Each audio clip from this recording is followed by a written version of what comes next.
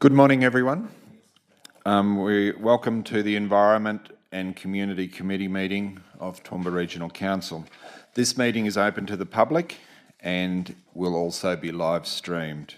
I'd like to thank all those of you who are in the room today with us and acknowledge everybody watching via Council's social media channels, whether you're watching from home or whether you're watching from the office. In opening the meeting today, I would certainly like to acknowledge the Aboriginal parties whose songlines traverse these lands we meet on today, the Western Waka Waka peoples, the Gibel peoples and the Jarowa peoples, and pay respects to their elders, past, present and emerging, as they hold the knowledge, rich traditions, bold ambitions of Australia's First Peoples. We do have an apology today for the meeting with Councillor Gary Gardner. We'll need a motion to that effect. Moved Rebecca Vonoff, Councillor McDonald. All those in favour of that? Thank you very much. I'd also remind councillors to click to join the meeting on their Broadview. If you haven't already done so, that would be great. Okay, are there any conflicts, declarable prescribed conflicts or declarable conflicts today? If not, if something arises during the meeting, please let me know and we'll deal with it then. First port of call today will be the quote, tender consideration, plan to secure a public artwork project, South East Queensland City Deal Public Art Initiatives. The authors of that are Tani and Sue, who are to my left here, and they will do the presentation. So I'll hand straight over to Tani. Thank you very much. Thank you, Chair. Good morning, councillors. I'm joined by Sue Lostro, our Regional Coordinator, Art Galleries and Cultural Services today. We're presenting a report that recommends that Council endorses the quote or tender consideration plan for the engagement of a specialist supplier without first inviting written quotes or tenders for the delivery of a viable public art project within the South East Queensland City Deal Public Art Initiative funding requirements and timeframes. This approach relies on an exception under the Local Government Regulation 2012. It's in section 230 and it's outlined in your report. And just as a refresher, the South East Queensland City Deal Public Art Initiative is a partnership between the Australian Government, the State Government and the Council of Mayors, South East Queensland, which is aimed at enhancing placemaking and promoting a more livable South East Queensland by delivering public art projects that activate places and improve the built environment. I'm happy to take questions though, Chair. Are there any questions from the floor regarding this proposal? Councillor Tim. Couple, thank you, Chair. Good morning, team. The funds have to be acquitted, the project has to be done. I'm in the another attachment, I think it's mid next year. Can you get it done by then? You're right, it's a very tight time frame. So we have a little bit more time for delivery. So our applications are actually due, and I'll get this right, on the 30th of May 2025. The guidelines for the funding were released on the 30th of September last year. What we did was we hit the ground running. We came to you in December to organise a public art reference group so we could start work on potential art projects. Our first call out for it was a target of a focused EOI process from mid-December to mid-January was not successful in finding a viable art project. So that's why we've come to this point where we're requesting the endorsement of the quote or tender consideration plan, which allows us to engage a specialist supplier who has some viable art projects ready to roll that our PARG can then look at, assess and make decisions on. And that will allow us to make that 30th of May 2025 application period. Then we have until the 31st of March 2027 to complete the project. So, 27, okay. Can I have a follow-up, Chair? Thanks for that. I appreciate the timelines we're under, means we have to do it this way. In attachment 1, we're going with UAP and they give us 3 artists and we go from there. Whilst I love public art, it does get very heavily scrutinised by the members of the public. And so I suppose the risk for us is going UAP, can you do it from here? They contact 3 artists, done, it gets built. And then, so does that come back to the PARG or council for final endorsement, or how does that project work? Thank you for the question, Councillor. Through you, Chair. The process is governed by our public art policy, Councillor, so it must come back through the PARG. The PARG is basically makes the decisions around which artists, but they do report to you guys. That's why back in December we brought a report to you and you approved the composition of the PARG so that you could have full confidence that you had the right mix of skills and abilities on the PARG to make sure that we deliver you a beautiful project. Yeah, thanks for that, Sue. I missed the cut this year after 4 years on the PARG, but I full trust the PARG. So UAP goes to their 3 artists and that comes back to the PARG for the public art reference group, and then they decide which art piece they want. And just to be clear, the artists were selected originally by the PARG.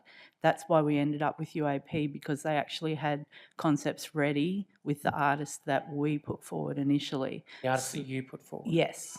Okay. So it actually came from the PARG to UAP. That's why we ended up with the sole supplier situation, because that's the only way we could work with the artists that we originally selected. Thank you. Thank you. Thanks, Tim. A couple of questions from the chair. Who are the 3 artists who UPA are nominating?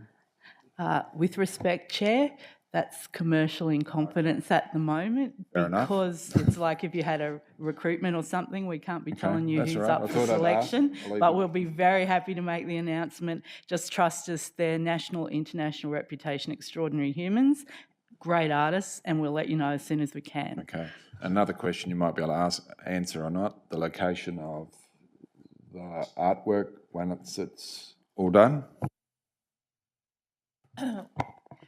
We did, so what as part of the process, we asked for a public, and I'm going to get the right terminology or I'll get in trouble from Sue, concept design from the artist. So as part of that briefing, we did give a location, which is the Bell Street Mall, to allow them to have spaces to work with and environments to work with. So, but we have been in consultation with people like Places, so Jade Bebbington, and also Mike Brady has been involved in that discussion as well. So, I think I've got Councillor Bill wants to ask a question. You're right? Oh, okay. So, okay, we do have Councillor Bill Cale moving that motion, seconded by Councillor Carol Taylor. Is there any more debate required? Anyone want us for or against? Okay, I'll put the motion. All those in favour of that motion? Okay, it's a unanimous vote. Thank you very much.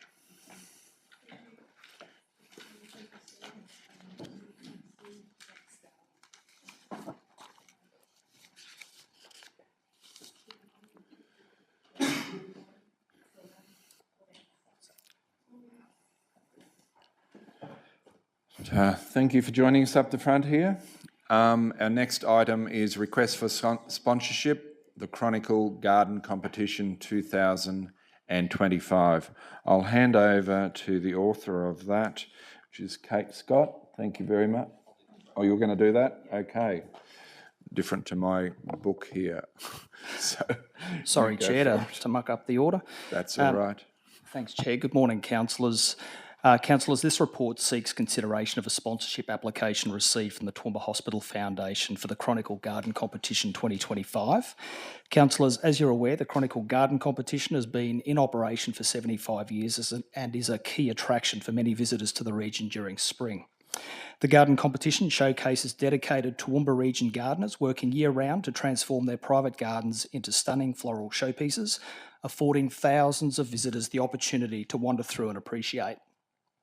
The private gardens are one of many highlights for gardening enthusiasts excuse me, visiting the Toowoomba region during the Toowoomba Carnival of Flowers each spring. Councillors, as you're aware, the Chronicle Garden Competition, whilst operating during the Toowoomba Carnival of Flowers period, is not a council-owned or run event.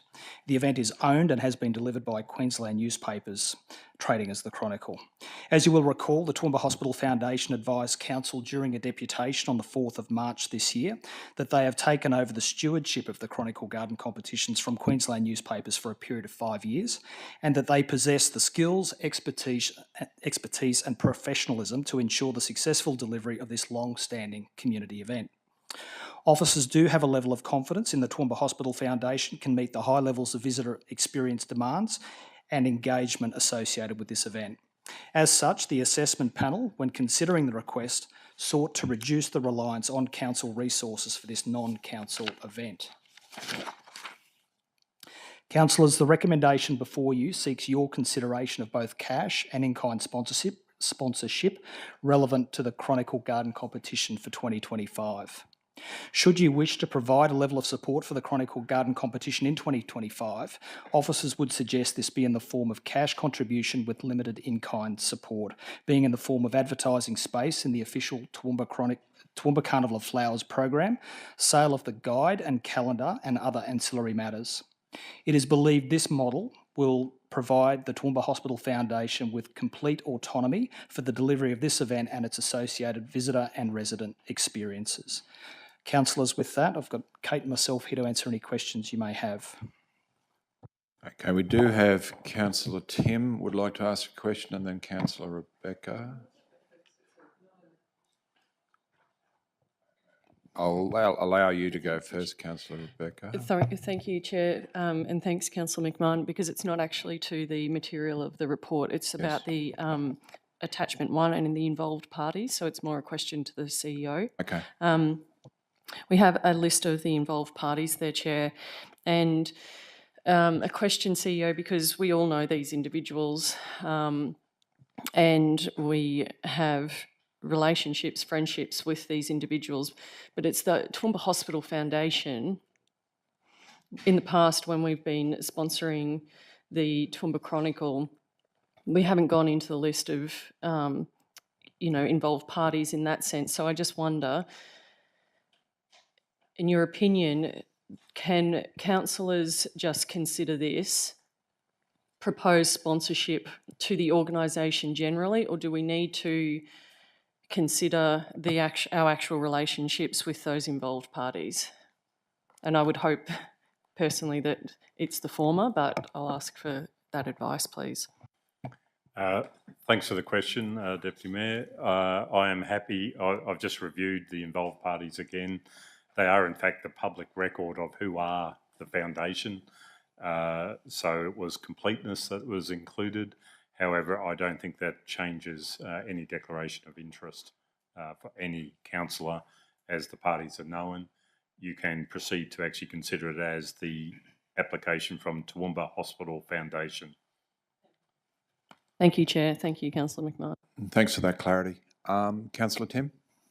Thank you, Chair. Thank you, Councillor Vonhoff.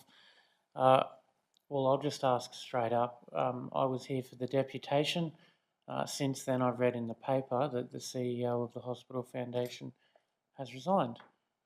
And obviously this report was written and tabled to come here prior to that announcement. And, the involved parties that Councillor Vonhoff refers to will need to be updated. Look, they'll go through their process and recruit a CEO, and all the best of luck to them. But is it a heightened risk for us, for a company that doesn't yet have a CEO, or a not-for-profit that doesn't yet have a CEO, to be expending funds? Can I just have a comment on that, please? Councillor, through you, Chair, we have every confidence in the team. There's quite an extensive team that actually are underbuilt under the CEO of the foundation. They're a very experienced team. They've got some new people that have come into that organisation that have been in this community for a very long time and would be heading up the actual administration of the event. So we're very confident that it would be no change in relation to the leadership. Thanks very much. May I have a follow-up, Chair? You may. Thank you. Kate, when I look through the requested funds and what we're giving them money and in kind, The traffic management, I thought that number was fairly low. Can you just talk me through, I presume traffic management will cost significantly more than what this report says will give them. Can I just talk to you, how does that shortfall get covered? The quotes that we put into this report, so the amounts were a quote that we got from a local supplier to actually provide signage. In the past, that signage has been bus stops, so actually stopping zones or no standing zones in cul-de-sacs to make sure that vehicles can actually turn around in tight circles. So that quote has actually come from a local supplier for that value, and that's why we've put that amount in there. So that is something that they can go and procure themselves for that value. Councillor James. Thank you, Chair. Thanks, team. First question I probably have around this is a similar topic around traffic management. Now, we know it was a considerable issue last year. So taking out sponsorship, taking out whatever it may be, what is the requirement of an event of this nature around traffic management, regardless of sponsorships, regardless, like what is required for them to operate around traffic management? Is that a essential avenue? I mean, it has to be done regardless of whether we sponsor it or not? In all the research we've done, this is a very grey area because they actually don't have a one address venue that is a public address. It's all actually private residences. So it comes down to the actual risk rating of the person delivering the event and how much support they want to give to the entrant and the neighbourhood that are actually affected by the traffic. So at this stage, we aren't governed by laws, or we haven't been able to find laws that make them have to do certain things. But because of the demand, especially around Grand Champion and Reserve Grand Champion, there is an absolute outcry that there needs to be some controls put in those places.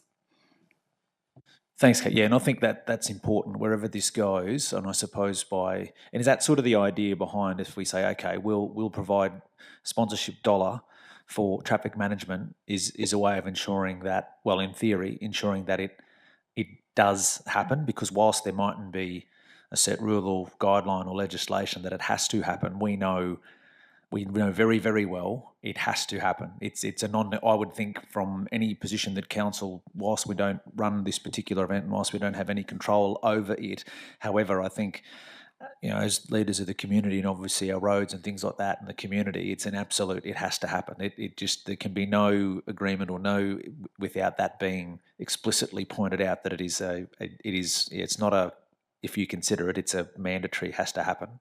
Can we do that?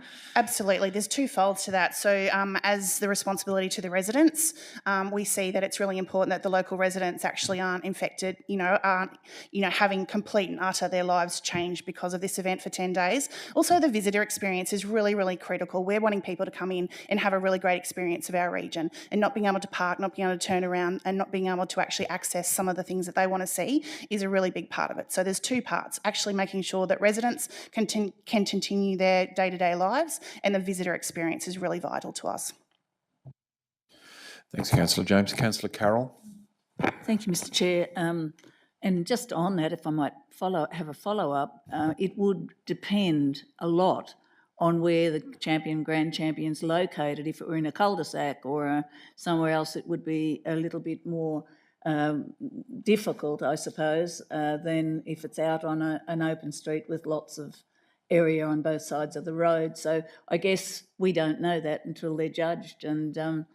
But I do agree with Councillor James, if it is, and often they have been in smaller streets and cul-de-sacs, and so therefore I guess that it would depend on where it is as to what the cost would be for that traffic management. My question really simply was, can you tell me what we gave last year towards this carnival, this garden competition, with the in-kind and cash, please? Thank you. I can't remember.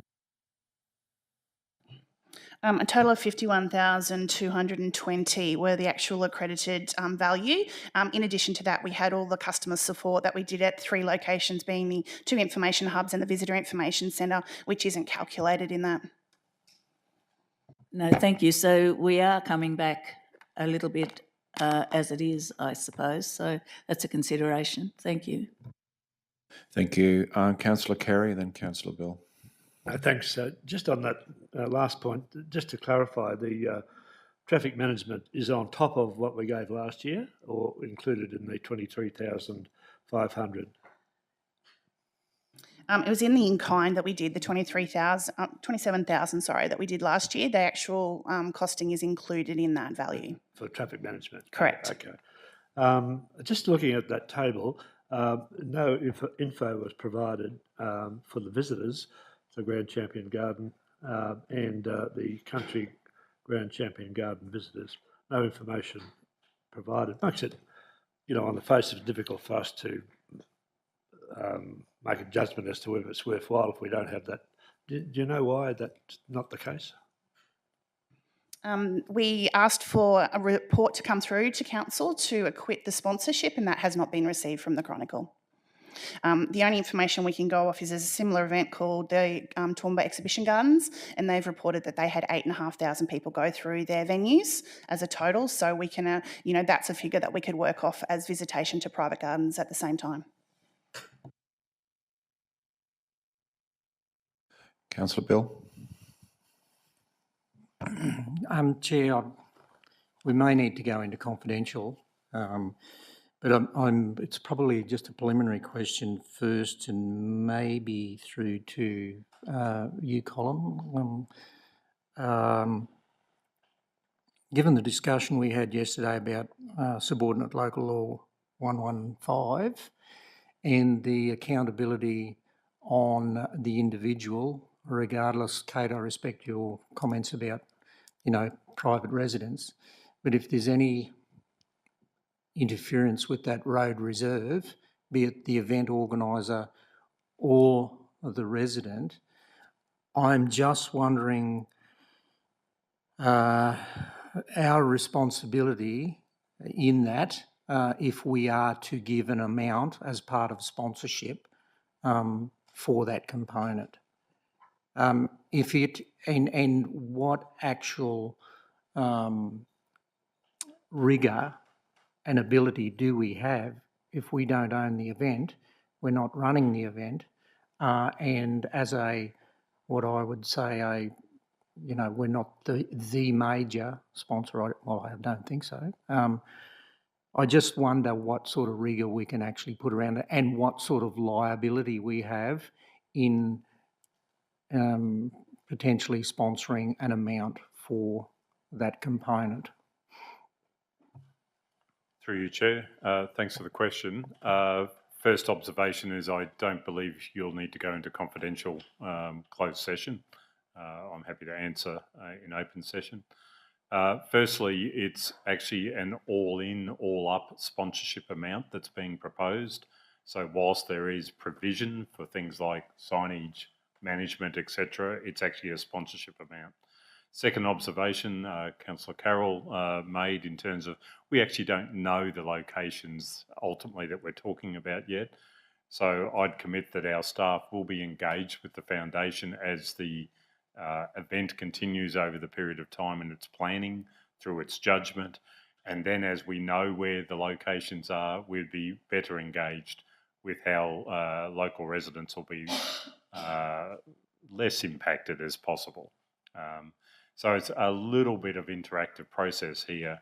Traffic is always something that's difficult with events like this that aren't known fully in advance, are over a period of time rather than a single day or couple of days. And equally that we should actually do this more in a relational matter as to engaging with the organisers as their clarity is obtained about locations.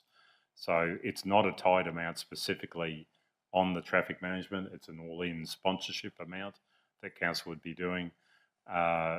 Subordinate local law actually is difficult in this case because of the unknown locations, and we will just engage over time to ensure the best outcome for all. May I, Chair? Thanks, CEO. My understanding and reading from the report that there is a tied amount to that component, and on prior history, on numbers of occasions, there has that window in which we have to manage, or someone in this case will be the Toowoomba Hospital Foundation, has to manage traffic. I just fear we may be caught in the crossfire again because council is responsible for the road reserve ultimately. So, yeah, and for whatever reason, if there was a parameter placed around this that council had to have, or the hospital foundation had to know within a certain time frame, so that things could be, because they have to go out and get a traffic management consultant to do plans and that for road reserve. As I understand it, you just can't go and slap a sign up. You actually have to have some sort of coordinated approach. So that's my concerns, and therein lies my question around what liability do we assume in this if we are, and I stand to be corrected, but I understand from the confidential attachment there is a defined sum. Thanks for the follow-up. I used the word tied in a hypothecation accounting sense, so I stand by that comment. However, there is no doubt that a sum is allocated for traffic purposes. Yes, regulatory signs must be done with the approval of the road manager. In this case, it's us, because they will be council-owned roads. So we will have to engage about any sign that's placed and ensure that it's lawfully placed. Then the road management will be a function between Queensland Police Service and Toowoomba Regional Council to ensure that the road continues to be lawfully used. Largely, that is about temporary no standing zones, etc., to enable traffic to circulate properly. It is something that I'd propose that we are actually engaged in as the event progresses in its planning. I think I heard, should we condition the sponsorship accordingly? That's open to the chamber for us to take direction on. I would say that regardless of whether a condition is placed on it or not, we will need to do this to ensure the effective management of the event. Is that okay? Councillor Carroll? Mr. Chair, I'm happy to move the recommendation as it is. Here, I see the recommendation hasn't got, in-kind sponsorship hasn't got an amount. We're going back from 51,220 plus traffic management charges that I think we wore, as well as on top of that, and lots of other incidental expenses, because it was a bit of a, only for Kate's hand there and our staff's hand, it probably could have turned out quite badly. The reason I move this, and I'll move it first because then I'll speak to it, but I think that this is a new entity and that's taken it over. And my other question on that, I suppose, is still called the Chronicle Carnival of Flowers, a competition? Through you, Chair, it's actually called the Chronicle Garden Competition. Okay, yeah, so thank you. So the hospital foundation's running it. So yeah, I'm happy to move that we give them the what they've asked for in that. And I'm open to change on in kind, but I think that this is the soul of our Carnival of Flowers. And if you take it away, there'll be very little left.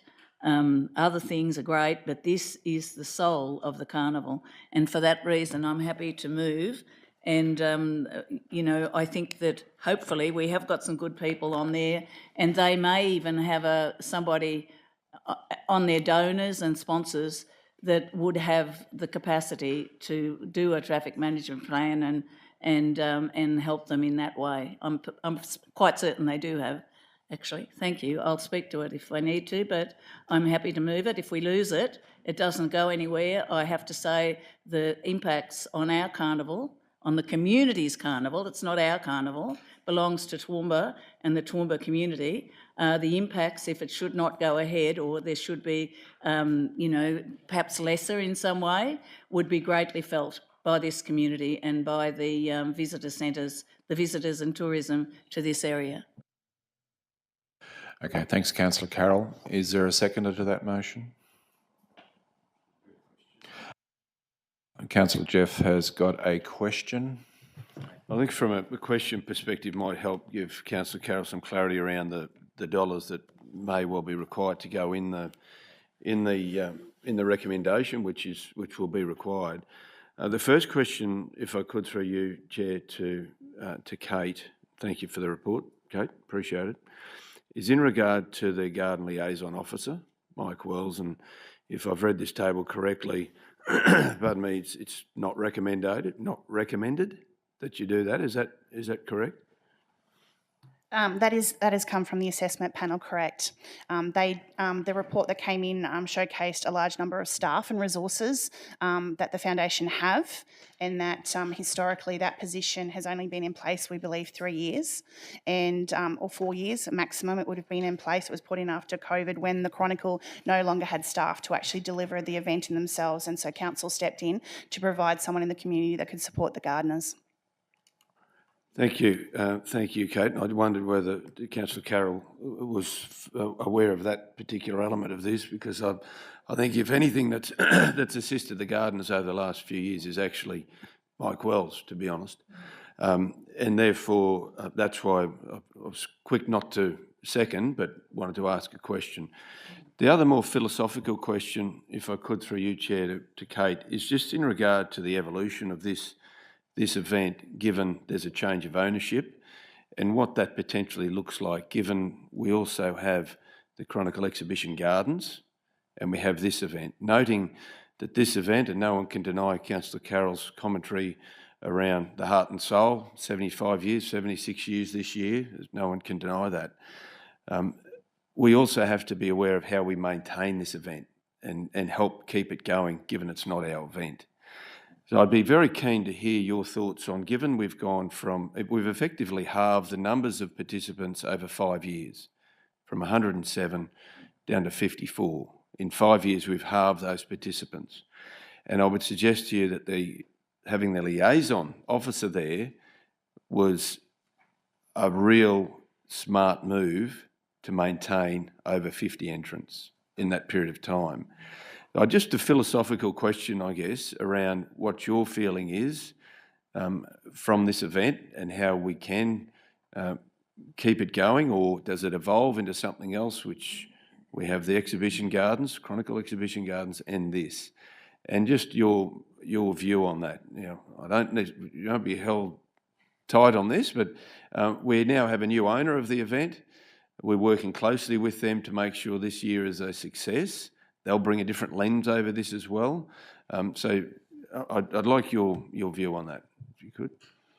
Firstly, I just want to say I know that the Chronicle, through Erica's leadership, have held on very tightly to this event and definitely made sure it has happened in the last 5 years. She has been a very staunch supporter to make sure that this event stays in Toowoomba. I believe that the transfer over to the Hospital Foundation can only be good things from what we've seen so far. They are well recognised for running events. They know the community very well. They're very good at engaging. They're great at fundraising. So they tick a lot of boxes when we look at events that we want to have included in Toowoomba Carnival Flowers to hold it.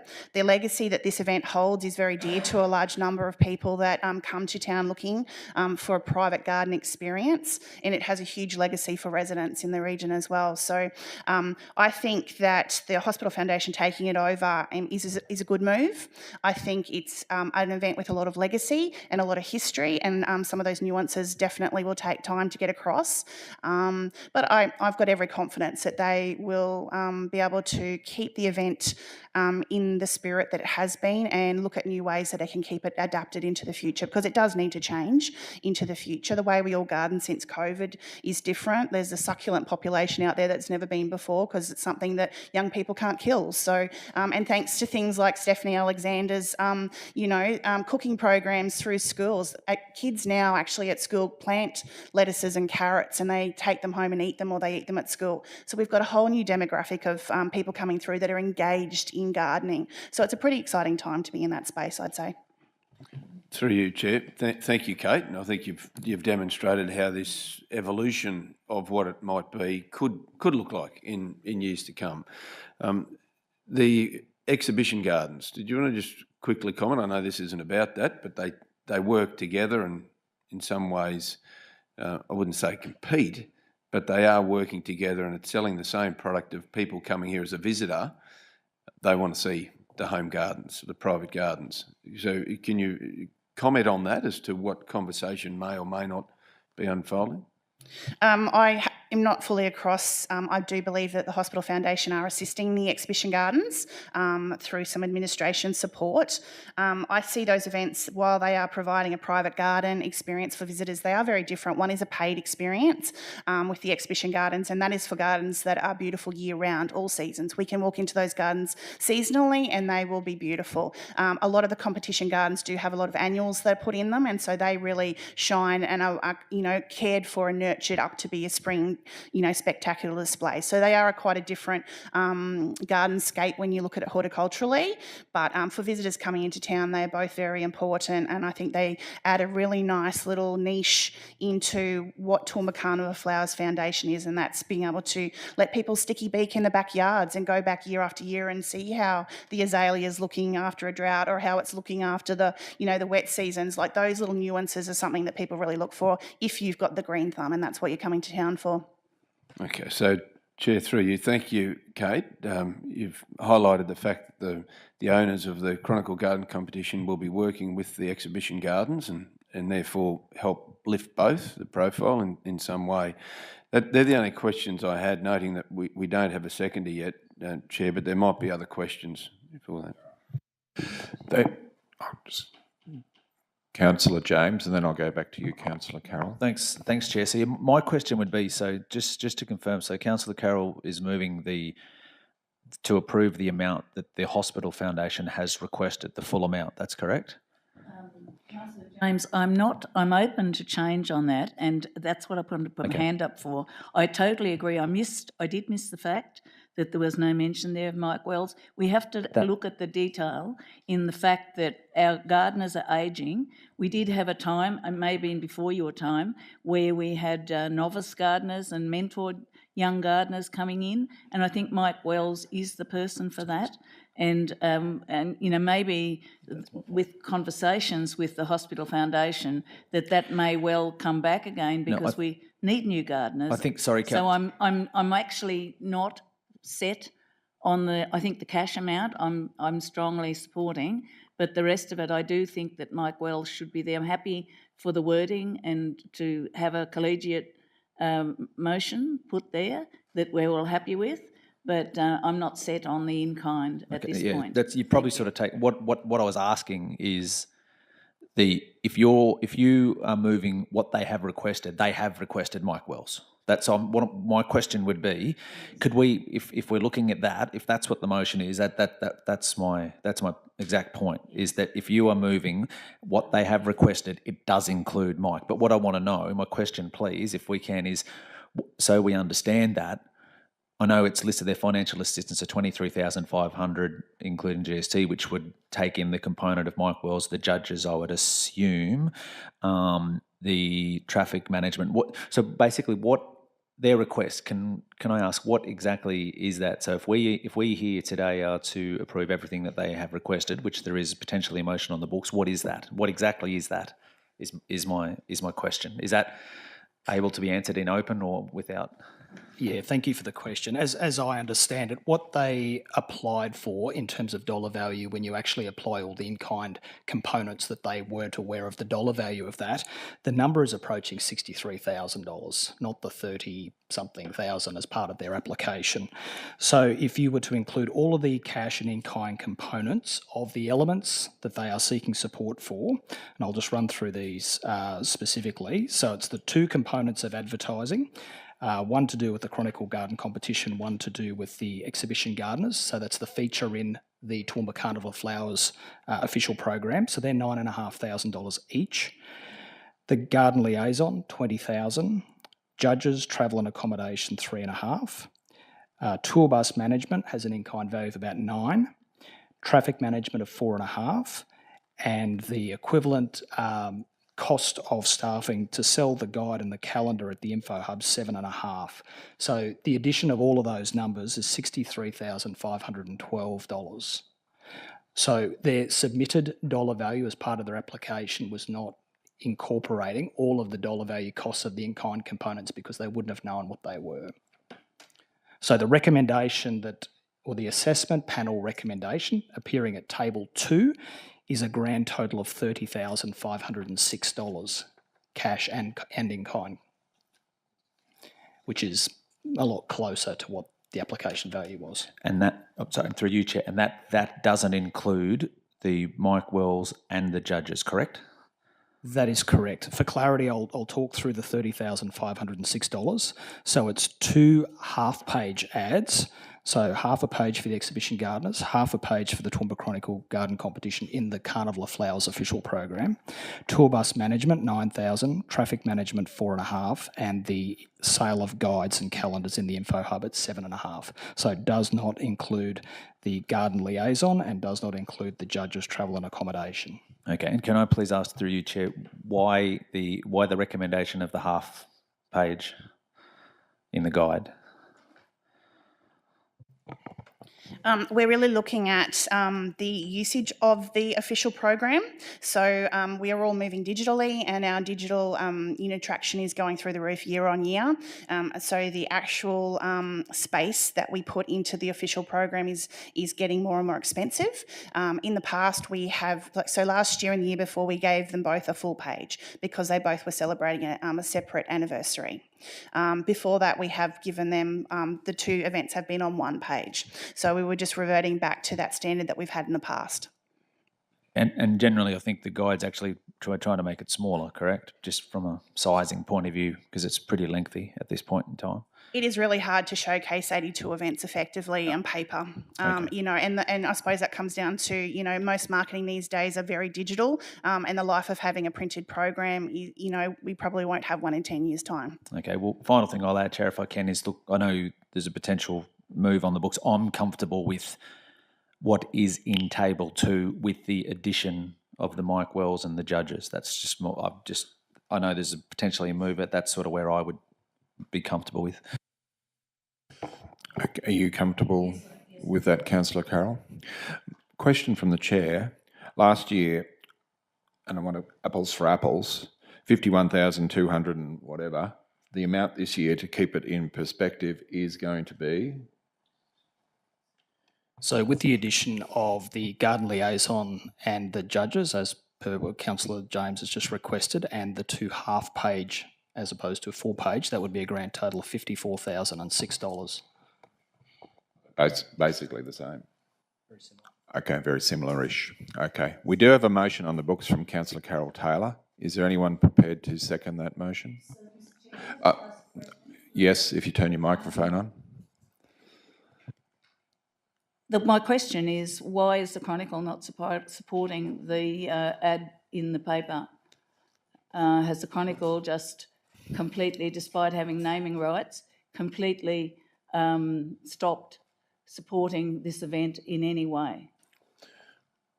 Through you, Chair, in relation to the comment about the advertising in the paper, the advertising components associated with this sponsorship are within our program, our printed program, so the official Toowoomba Carnival of Flowers program. Yes, I understand that, but it is the Chronicle garden competition, despite who is running it, and I would have thought that they might like to contribute something towards that. As an addition to Councillor Carroll, I'd ask, last year I don't think we got a dollar value out of the Chronicle of what their support was in dollar value. Is there a figure that the Chronicle have nominated that they're supporting this year's event at, or is that secret man's business? We're not privy to that, but definitely at the information session that Council received, the Foundation did outline that the Chronicle were supporting the event quite significantly, but I don't have that information. Okay, thank you. So we still have Councillor Carroll. You're happy with the motion you've put? The amount, we'll have to put the amount in there, sorry. That's why I was a bit iffy about moving it. Okay, can we clarify the cash, as is directed from the interim CEO, cash and the in-kind. Yes, thank you, Chair. So the cash components will be garden liaison, 20,000, judges, travel and accommodation, 3.5, traffic management, 4.5. So that totals 28,000 cash. The in-kind components, 2 lots of half-page advertising in the official Carnival of Flowers program at $4,753 each. Tour bus management, 9,000, and info hub sale of guides and calendars, 7.5, totaling $26,006 of in-kind. So total cash, 28,000, total in-kind, 26,006, grand total, 54,006. So that'll have to be written into, and we're working on the being put into the motion now. Thank you. Whilst we're waiting for that, Councillor Tim. Chair, could I foreshadow that we propose a motion and those numbers are 23 cash and 14 in kind, in line with the assessment panel's recommendation, please? Can you just repeat that, please? So the foreshadowed motion is? Financial assistance of 23.5, in-kind expenses of 14.5, both external excluding GST, as per the report. Okay, thank you. Is there somebody who would be prepared to, it's a foreshadowed motion, so it's, okay. So we have Councillor James seconding the motion that is on the screen there now, and that what Councillor Carroll moved? Okay. Is it all up on the screen? Yes, it is. I'll put that to the vote. A debate, if you want a debate, most certainly. A lot of people have spoken. Is there anybody who wants to speak for or against that? Mr. Chair, I will speak for it. I have spoken, but I think we've heard Kate. Are we starting? It's my motion. I do have the right to speak to it. There is a seconder. Sorry, Chair. Is there anyone who actually needs to speak against this by going into debate? It is in debate now, because we do have a seconder. We've got Councillor Carroll moved it, Councillor James seconded. Councillor Bill asked for debate. So who's debating? Who's the speaker again? Councillor Carroll's just wrapping up because she moved it. So I'm speaking to the motion, actually. I was a little bit hesitant about the amount. I think that we've heard Kate, the Carnival the Chronicle Garden Competition, despite the name being the Chronicle, it is most loved and most treasured, and is the thing that actually started this our wonderful Carnival of Flowers off. It's most beloved by our community and by our visitors, and we need to really in some way make sure that that goes forward. I see the change, despite the fact that I, like most of us around this table, were a little bit shocked when the Hospital Foundation was announced as taking over. But I think as Kate Scott has just mentioned, it probably gives us more surety because News Limited now own the Chronicle, and they've pulled out of many other competitions that they've supported in other communities around Australia. So I think this gives our community a little bit more surety about the future of this competition. I think including Mike Wells, which is included in that. I think Mike Wells has done an amazing job over the years at the TAFE. Everyone knows him. And I think we do have to have a look away, or the Hospital Foundation now has to find a way to mentor some new gardeners into the competition. And I think Mike Wells is an amazing asset there in trying to do that. So I do speak to this. I think that perhaps the in-kind, I think the Hospital Foundation may well have somebody who might donate the traffic management. I don't know. They have a lot of great sponsors and supporters. So that may well be that it doesn't actually come to that if they could find a way to go around that. But I think it's most important that we make sure that this competition goes forward into the future. Everything else is amazing with the Chronicle, but this is the soul, and our gardeners are the soul of our Carnival of Flowers going forward. And we need to protect this competition. And I think hopefully that this will give it a little bit more surety. Thank you. Thanks, Councillor Carroll. Councillor Bill, are you against? Okay, I'll give you a right to... Thanks, Chair. Let me be explicitly clear. I am not against garden competition. What I am in support of is the officer's recommendation as per the report. And for a very good reason that one of the officers cited earlier on in the discussion, and that is to afford the Hospital Foundation a degree of autonomy. This is a capable a foundation, quote, that is experienced in running events, unquote. So I don't think it's council's purview in their remit to actually have their fingers in, noses in, you know the old saying, noses in, fingers out. Let this organisation take it to the next level. They've formed a partnership with the Chronicle, so let them go for it. The other thing, as far as Mike Wells, I agree, a fantastic addition, but there again, let the autonomy of this organisation take that on and take it to the next level. Council, I'm sure, across the whole, not just the competition, but the whole event, including the whole carnival, could redirect well-spent monies in other areas to ensure the sustainability and viability of the broader picture of Toowoomba Carnival Flowers. So that's the reason why I support the panel's recommendation. I support the garden competition, but in taking my stand, I support it in going to the next level because they've secured a strategic partner. Let them do their job. Thanks. Thank you, Councillor Bill. I'll hand to Councillor James, who's seconder of that motion. Thanks, Chair, and thanks, Councillor Bill. I respect your point of view and a lot of really valid points put forward, and I think it's obviously, and I want to reiterate exactly what you said, it's clearly, I think there's anybody in this room that doesn't love the competition, so I think that's pretty clear, and it would be disappointing if it was ever painted in a different way, regardless of how this goes.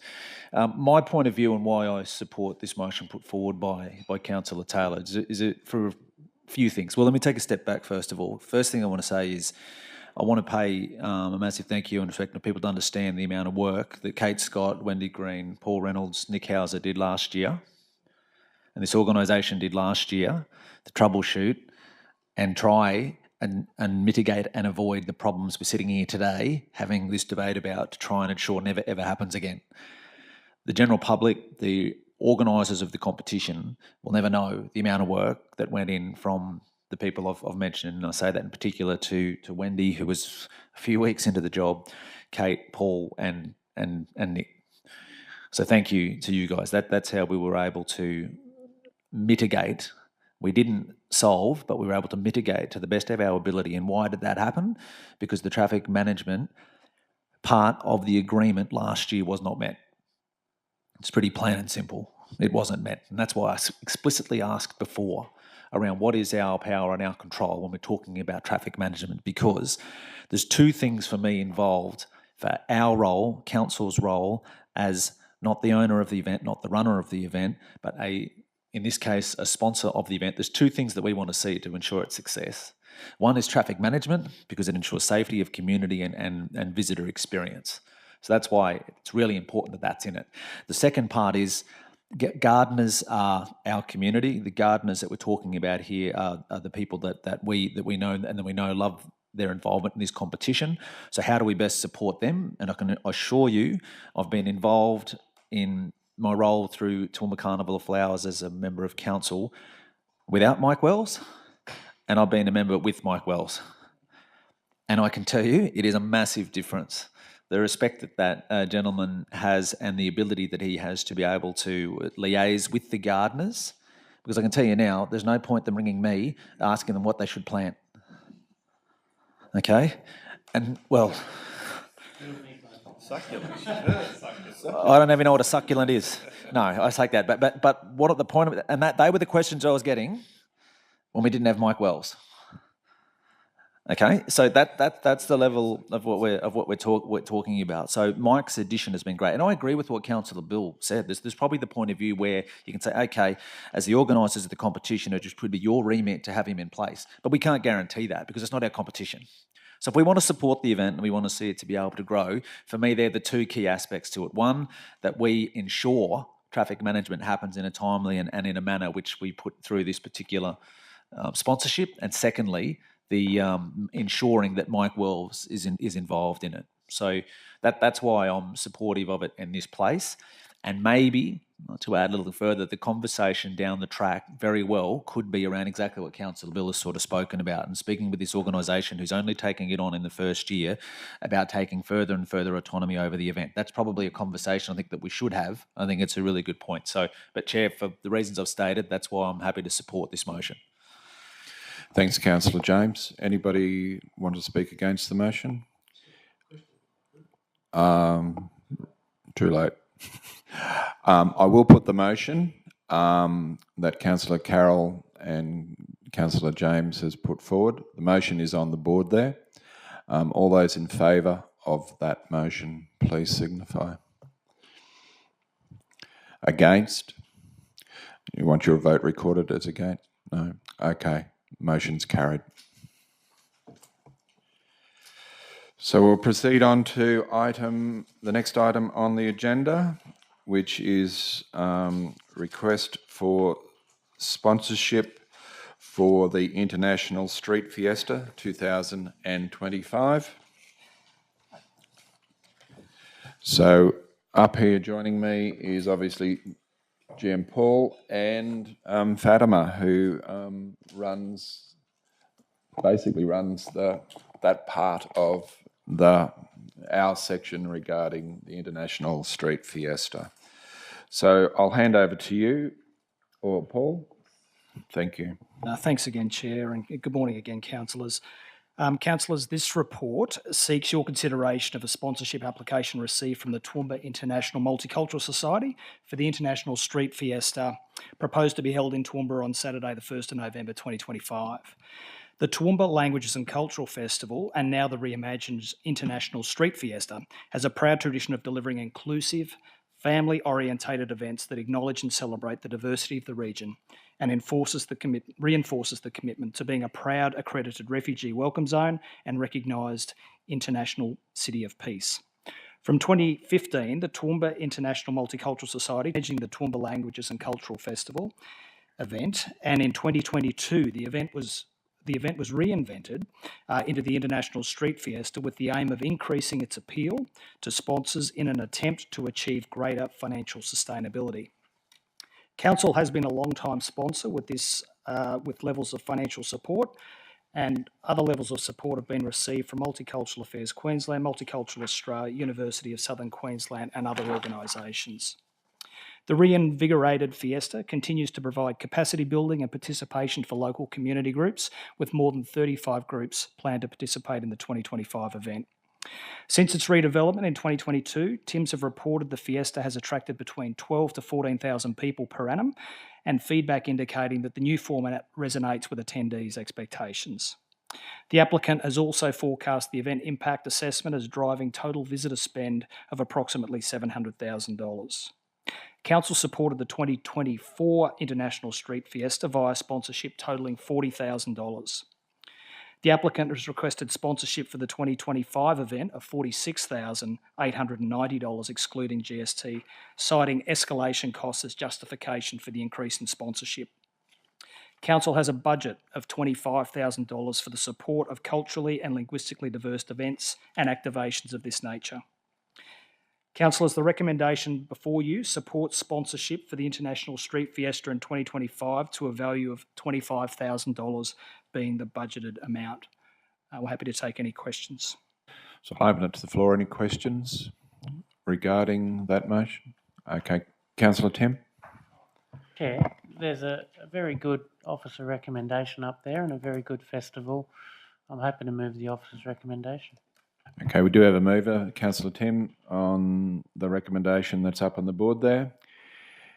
Is there a seconder to that? Councillor Bill is willing to second that motion. Any debate? Yay or nay? You want to? Okay, Councillor Carroll?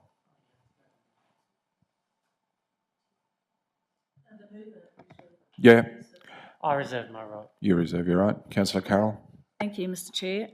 This festival, this multicultural event in its original form was started by Toowoomba City Council on the back of a truck in Frogs Hollow at Queen's Park. It rained that day and the next time it was much better.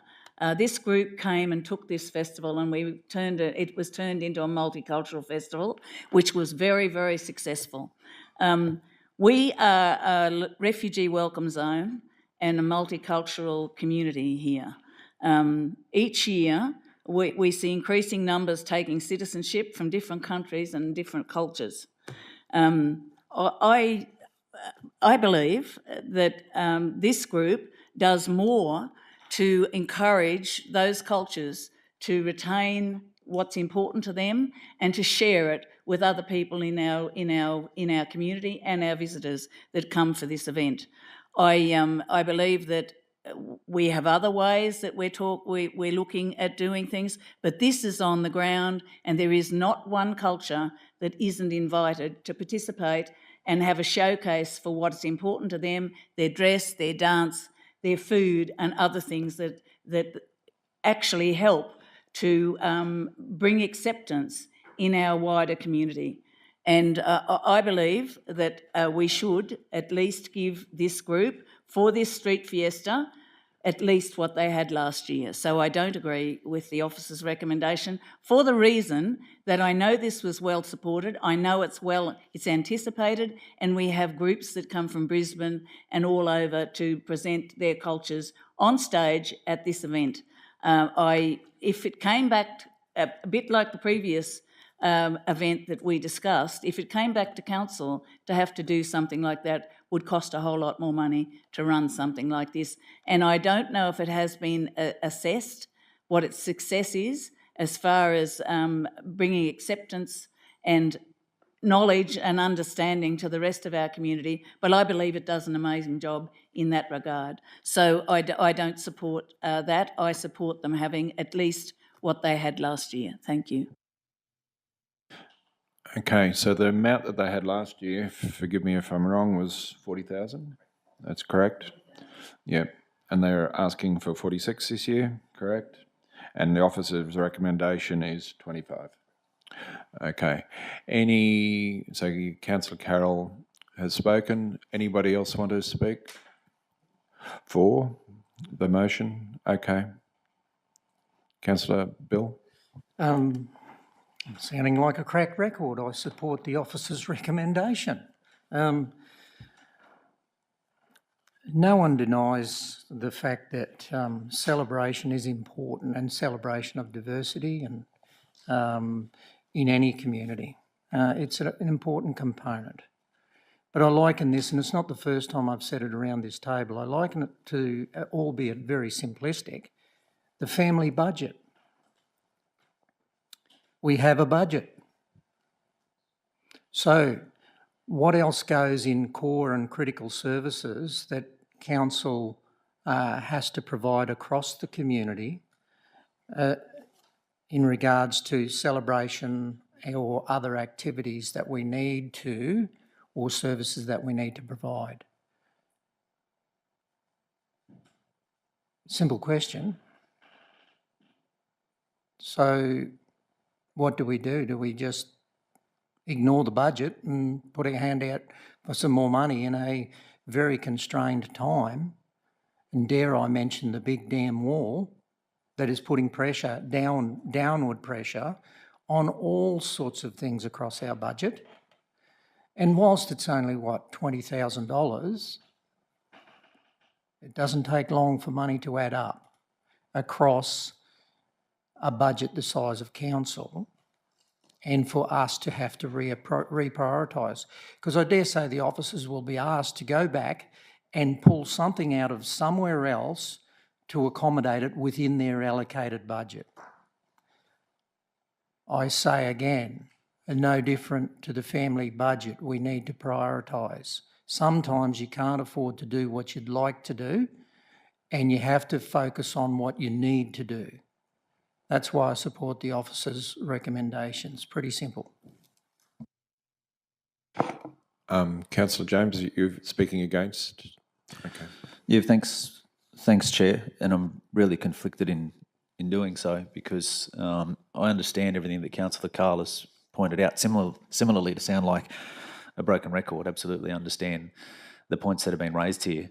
And also, to sound like a broken record from the similar one as well, I do want to pay credit to our staff, Fatima Zara, Paul, Darryl and the team, Beck Schroeder and everyone involved in community development. At the end of the day, the budget that's been allocated towards this is 25,000. So they're working with what they've got to work with. They can't recommend or give any further above it because that's the amount that has been allocated towards budget, and that's where we sit with this. I would like to foreshadow, should this motion be defeated, a motion of similar, same as last year, 40,000. So the council endorsed 40,000 of financial support. Just put that on the table. So as a foreshadowed motion, should this motion go down, and as I said, it's a really difficult one, a conflicted one to be in. Councillor Carroll raised all of the points and the values that exist around this event. I know our staff see that and feel that and understand that better than anybody. Having been involved in it for a long period of time, we're trying to work with this organising group. But I do think as well a similar conversation needs to be had, like I said with the previous item, around we need to work with this group to give them opportunities or nudge them in the direction, obviously, of requiring less financial reliability upon council to run this particular event. I think that's important for its own sustainability. So I think that's a really important aspect of why I want to add to that when I say that I foreshadow this motion to support it to the tune of 40,000, just purely because I know we can talk about the financial elements that this event comes at a cost of, and when we put it through the matrix, and that's all proven formula, but just the social fabric of what it provides and what we hope it can provide is obviously what really lures me to want to be able to support it to the best that we can. And council's support of it certainly is a large value add to try and ensure that there's further outside support and corporate support towards an event like this. So I do think that's a key element when I say this. And again, I want to go back and said I really understand, respect the position that's been put forward from officers, completely understand it, and that's why I said they're a team that I support wholeheartedly, and understand it's a difficult position that they've been put in as well, because I know they want to see it successful as well. But I think that's a key challenge for us as a council. Should this motion be defeated and we go to the foreshadowed motion, but moving forward, there does need to be a strong effort put forward into try and ensure that this event has standalone support to be able to be sustainable for the future, because otherwise we don't want to be in this position of trying to have the same conversation each and every year. So, Chair, that's why that's my stance, and that's why I hold this position on this one. Thanks, Councillor James, for your foreshadowed motion. Councillor Melissa, would you like to speak? I have a question, Chair, if I may. Question to the officers, Okay. please, and it's just so that I can make an informed decision. Just following up on Councillor O'Shea's foreshadowed motion of 40,000, is that correct, Councillor O'Shea? That's correct. Yeah. Which is an increase of $15,000 cash. Where would that come from? Thanks for the question, Councillor. We would have to look at reprioritising what we're delivering across the branch, be that across community development or facilities or a whole range of things. So we would have to stop doing planned activities to fund that additional amount. Thank you. All Rebecca, did you have a question to the panel up here? My question was the same. I see in the report provision exists of an amount of up to 25,000 excluding GST in council's budget for the support of culturally and linguistically diverse events and activations of this nature. So the question was the same as Councillor Taylor's. Where was the extra $15,000 potentially available? Thank you. I'll hand back to Councillor Tim to wrap up before we put the motion. Chair, and thank you, colleagues, for your various views and inputs on this, and I do say I respect them all. And Councillor Carroll, thank you for outlining the importance of this, and I agree wholeheartedly, which is why I'm moving the officer's recommendation that we do support this as per the assessment panel's guidelines. My issue is that it's easy to be in this chair, and whenever someone comes to you asking for money, oh, I'd love to triple that, I'd love to, and we'd all love to be the ones giving out the millions, wouldn't we? I mean, that's the great part of being an elected representative, helping the community, but I simply must stick by the guns of the officer's recommendation and the assessment panel in this regard. And colleagues, if I could take you to under the alignment to the principles of council, the strategic alignment on page, or in the report, under the issues and responses, principle 6. There are a few dot points that I'd like to point out, and I've sat around this table for 5 years now, and every year this event, the International Street Fiesta, has come to council requesting an amount. They've gone in high, council's gone, this is our policy, this is where we think, and they've asked for a lot more of that. Sometimes we're sympathetic, sometimes we're not. But when you're doing it year after year, there has to be, as James said, some sort of a strategy in place to minimise year after year dependence on council to run this event at the same cost. And when we see items such as the dot point there, the submitted budget does not identify any new sponsors or grant generation for the event. Predicted attendance remains consistent. We've had briefings from our multicultural team on strategies of this moving forward and how we keep year after year giving more money or the same amount of money to an event and then saying, but I'd like to see this stand on its own merit. So whilst it's an easy idea to come to council and ask for more money, I think we need to realise that we have a recommendation panel for this reason. And look, if council wants to go out and make it more money, I can live with that, but I do need to stick by the assessment panel's recommendation. And we have to get these annual annual fiestas events to generate their own income rather than just looking at council. I think the officer's recommendation is still generous. It still goes to considering a good festival. There are some very important parts of the in-kind to this, like food licences and the food preparation to make sure everything is up to scratch. And I'd like to see that continue. So, colleagues, I must hand on heart believe this is the right thing to do, that in this case we support the officers and the assessment panel and move accordingly. Thanks, Councillor Tim. We do have a motion on the books there now. I'll ask you to bring it up on screen. Sorry. So everybody's fully aware what they're voting on. So I'll put the motion to the floor. All those in favour of that motion, please signify. All those against? 1, 2, okay, who's counting? So we've got 1, 2, 3, 4, 5 against that motion. 4 was 1, 2, 3, 4, 5. Chair has the casting vote. Oh, thank you very much. I'll vote in favour of that motion. Thank you.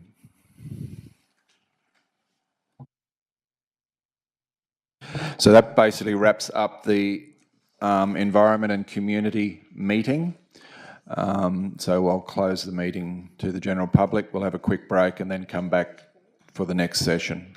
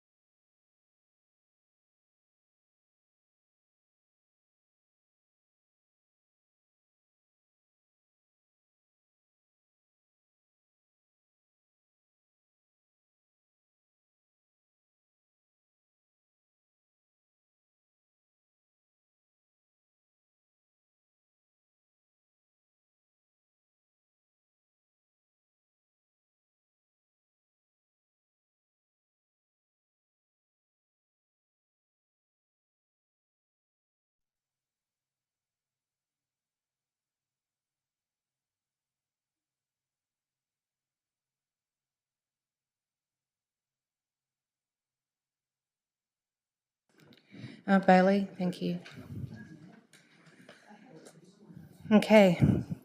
Thank you, everyone, and I open the Corporate Services Committee meeting at 10:30 on Wednesday morning, the 9th of April. Welcome. This meeting is open to the public and will be live streamed. I'd like to welcome everyone in the room this morning and acknowledge everyone watching via Council's social media channels. I would like to begin by acknowledging the traditional custodians of the lands across the Toowoomba region, the Gayabul, Jarawar and Waka Waka peoples, Western Waka Waka peoples, and pay my respects to their elders past and present. These lands have long been places of gathering, decision-making and cultural exchange. As members of the Corporate Services Group, we recognise the deep history of governance, storytelling and community that First Nations people have upheld for generations. May our work today be guided by the same principles of respect, inclusion and care for people and place. We honour the enduring connection Aboriginal and Torres Strait Islander peoples have to this land, and we commit to walking alongside them in our service to community. We do have to have a resolution for the absence of Councillor Gary Gardner.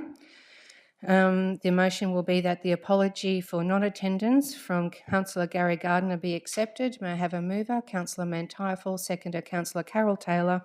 All those in favour? Carried. Thank you.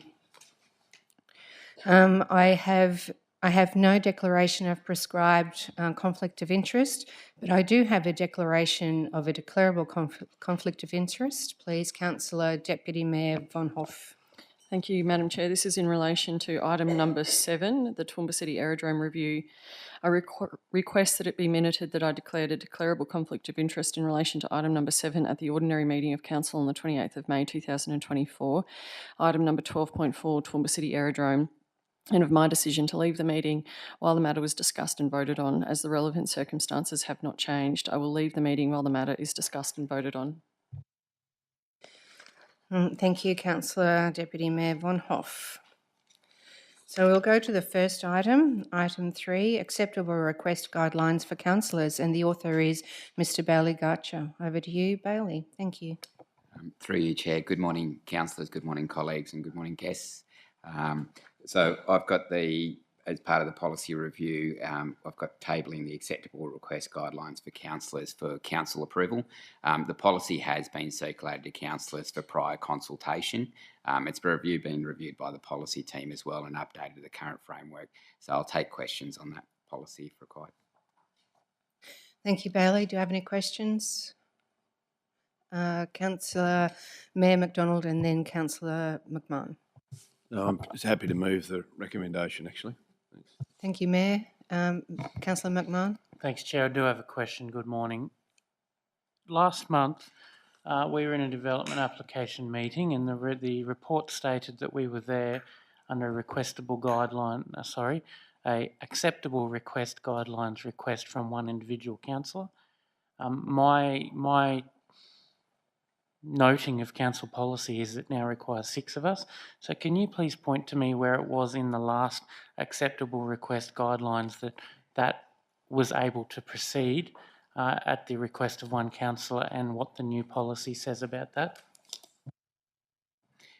So in regards to your question, Councillor McMahon, so there was an approval by council for 6 to proceed to call in development applications, so that's a completely separate issue. And that was a council resolution after a report was presented. So the call-in process for development applications doesn't sit inside acceptable request guidelines. It's under a different council resolved delegation. The acceptable request guidelines is for the request of information from management, CEO and staff.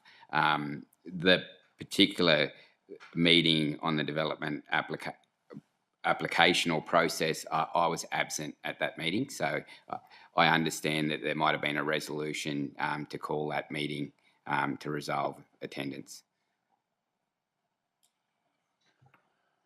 Well, no, look, and I'm sure there can be some clarity required, but my reading of that paper was it said under suitable request guidelines.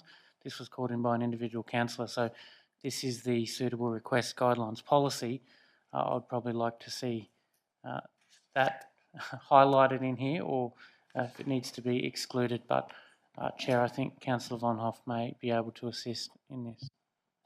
Thank you, Councillor McMahon. Councillor Von Hoff.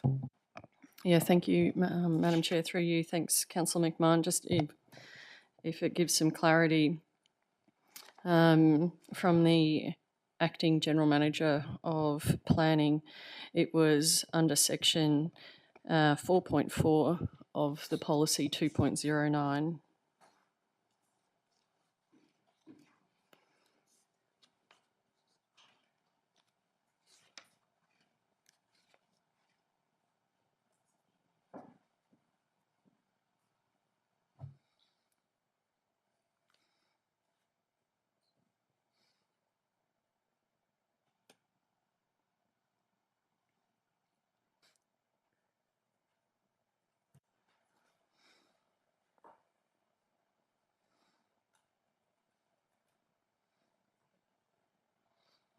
So, sorry, Chair.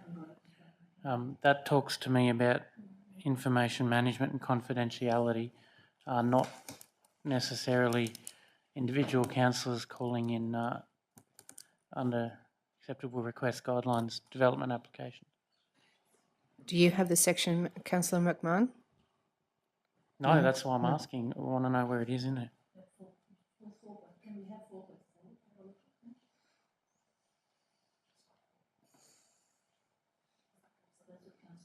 Oh, in the old policy. In the old policy, is it 4.2?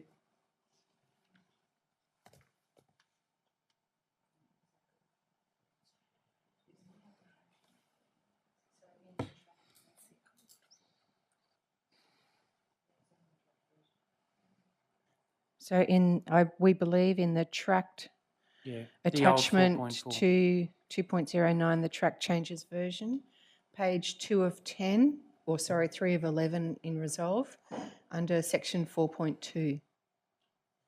Is that the... Yeah, so I didn't make a particular request. I was actually prepared to go to speak with 6 councillors to get that notice, but the advice came back to me that under section S 4.4 of policy 2.09, and looking at the old version, that is that employees providing advice to councillors, and I think it probably is more pertinent part 2, where a councillor attempts to obtain advice or information directly from an employee other than in accordance with the guidelines. The employee is not required to act on these directions and must inform the CEO either directly or through the employee's GM, so that the matter can be addressed with the councillor concerned. If the GM concerned agrees that the request is reasonable, information may be provided to the councillor by the GM while reminding the councillor that the request should have been placed through a GM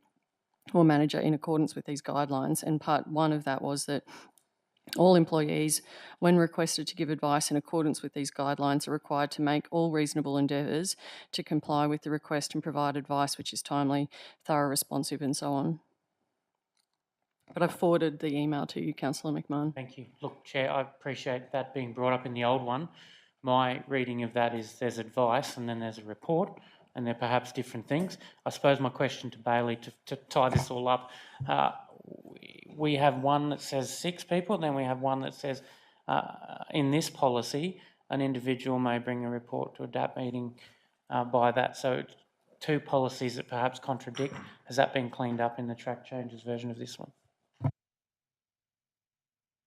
So the delegation is to call in development approvals so council can determine them.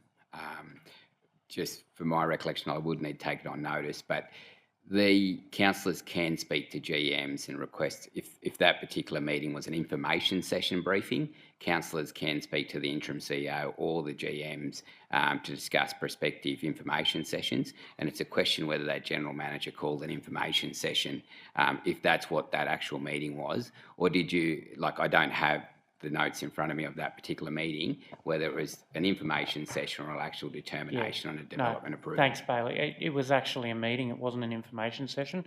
So before I vote on this, I'd actually like to see that cleared up, that can one person call it into a DAP meeting like happened last month, or do we do with the other policy, which is a council decision of 6 people? So I suppose I'm asking that idea if it's been cleaned up in this, and if it's not, can it be deferred until it is cleaned up in this? Through you, Chair, yes, we can take that on notice and go and review the policy and the delegation that was resolved by council. Would you that And be come back done at the by ordinary Tuesday, meeting. or would you like it deferred for a month? I think we can come back by Tuesday. Thank you. Thank you, Councillor McMahon. Councillor Carl. So, a couple of questions, Chair. We have a mover. Yeah, is there a seconder yet? No. So then that would be at the discretion of council whether they want to defer this, not as Councillor Tim has suggested. Okay, so I'm happy to second.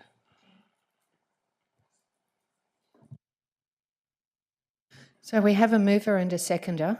Councillor McMahon, did you want to foreshadow? No? Okay. Chair, I don't need to speak. I'm happy with the officer's recommendation. They can clarify that by the ordinary meeting. Thank you, Councillor McMahon. Any further questions? Councillors? Councillor Carroll? Thank you, Madam Chair. Not being aware of what Councillor Tim is concerned about would be helpful if we all knew what that was, but I suggest that maybe he can contact us between now and Tuesday, and we can then check whether we agree that it's been rectified. Thank you. Thank you, Councillor Taylor. So in the absence of any further questions, we have a mover and a seconder. I will put the motion that Council adopt the revised 2.09 acceptable request guidelines for councillors. I have a mover in Mayor Councillor Jeff McDonald, a seconder in Councillor Bill Carl. All those in favour?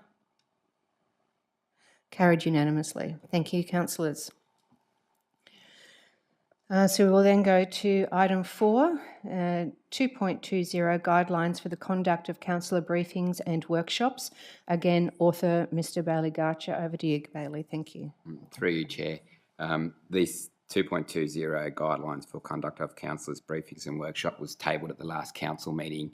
It was deferred with some further feedback provided from various councillors. We've incorporated some feedback into the policy, which we've shown in track change, so it's in front of council to consider for approval. Thank you, Bailey. Any questions? Councillor McMahon. Thank you, Chair. Thank you, Bailey, for incorporating said changes. I appreciate that, and to your officers for deciphering some chicken feed handwriting. Chair, I'm happy to move. Thank you, Councillor McMahon. Any further questions? May I call for a seconder? Councillor Mayor McDonald. We have a mover, Councillor McMahon, seconder, Mayor Councillor McDonald. The motion is that Council adopt the revised 2.20 guidelines for the conduct of councillor briefings and workshops. All those in favour? Carried unanimously. Thank you very much. And so then we move on to item 5, 2.53, expenses, reimbursement and provision of facilities, councillors' policy. Again, the author, Mr. Bailey Garcher. Thank you, Bailey. Through you, Chair, once again, policy 2.53, expenses of reimbursement and provision of facilities policy, has gone through the process of consultation with councillors and reviewed by the policy team and is put forward for consideration and approval. And questions? Thank you, Bailey. Any questions? No questions, Councillor McMahon. I can ask one if you'd like.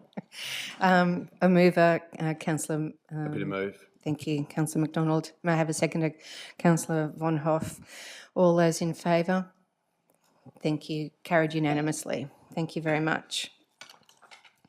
So now, thank you, Bailey. We now welcome Mr. Matthew Wilcox over to item 6, 2.69 Information, Communication and Technology Policy, and the author is Mr. Matthew Wilcox.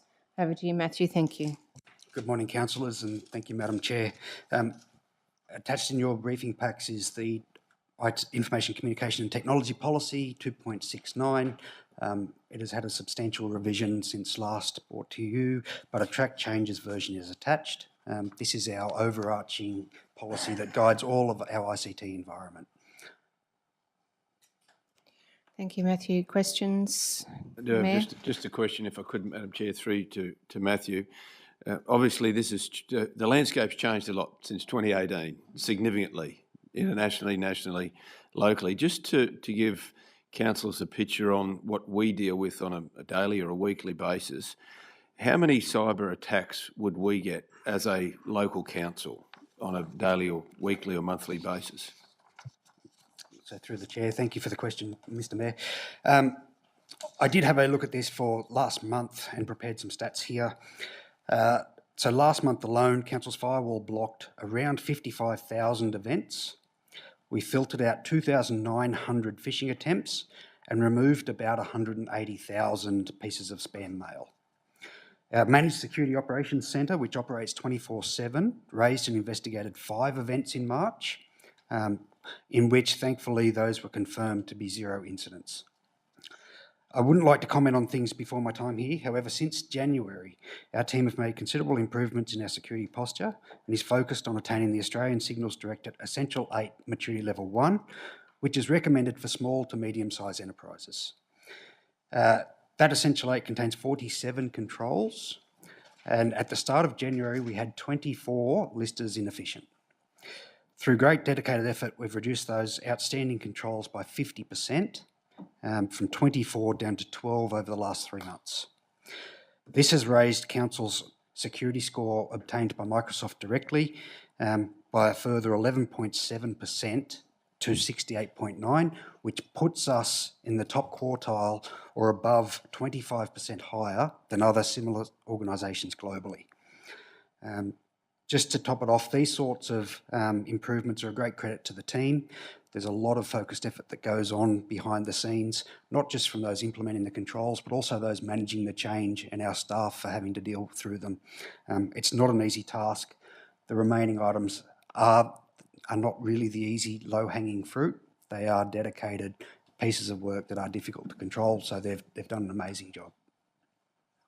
Just comment if I could, Madam Yes. Chair. Matthew, thank you. Thank you very much for that insight. It's an extraordinary number of attacks that are on local government. So the 180,000 interventions that we've had in the organisation in 1 month. So, and these attacks can happen 7 days a week.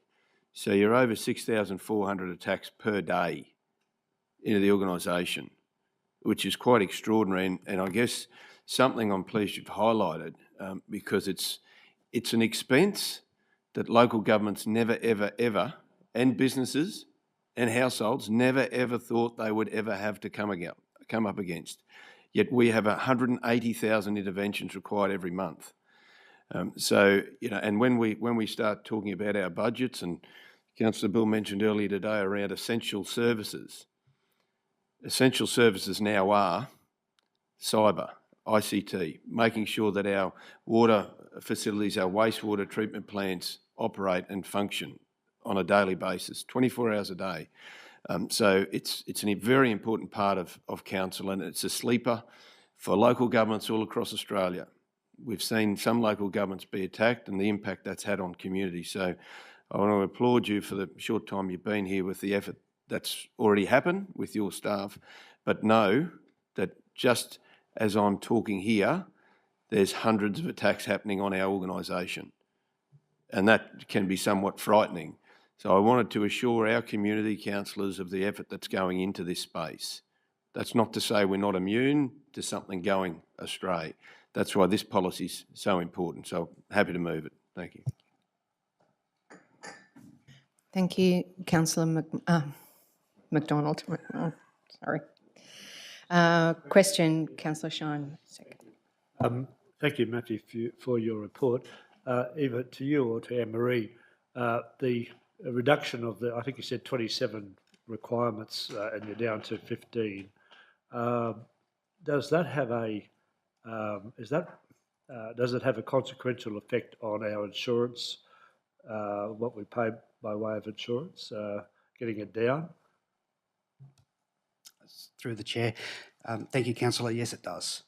Every effort we put in towards this space does allow, each time we are interviewed about our cybersecurity, our risk posture reduces. That therefore reduces our insurance claims. Any further questions, Councillor Shine? No. Thank you, Councillor Von Hoff. Very happy to second, Madam Chair.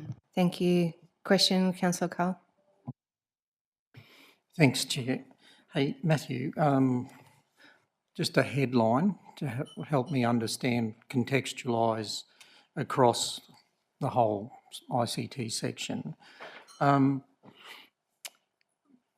Do we have a register or a list of prioritised work parcels or tasks? And if so, I don't need the detail, but just how do we move through that in a coordinated fashion?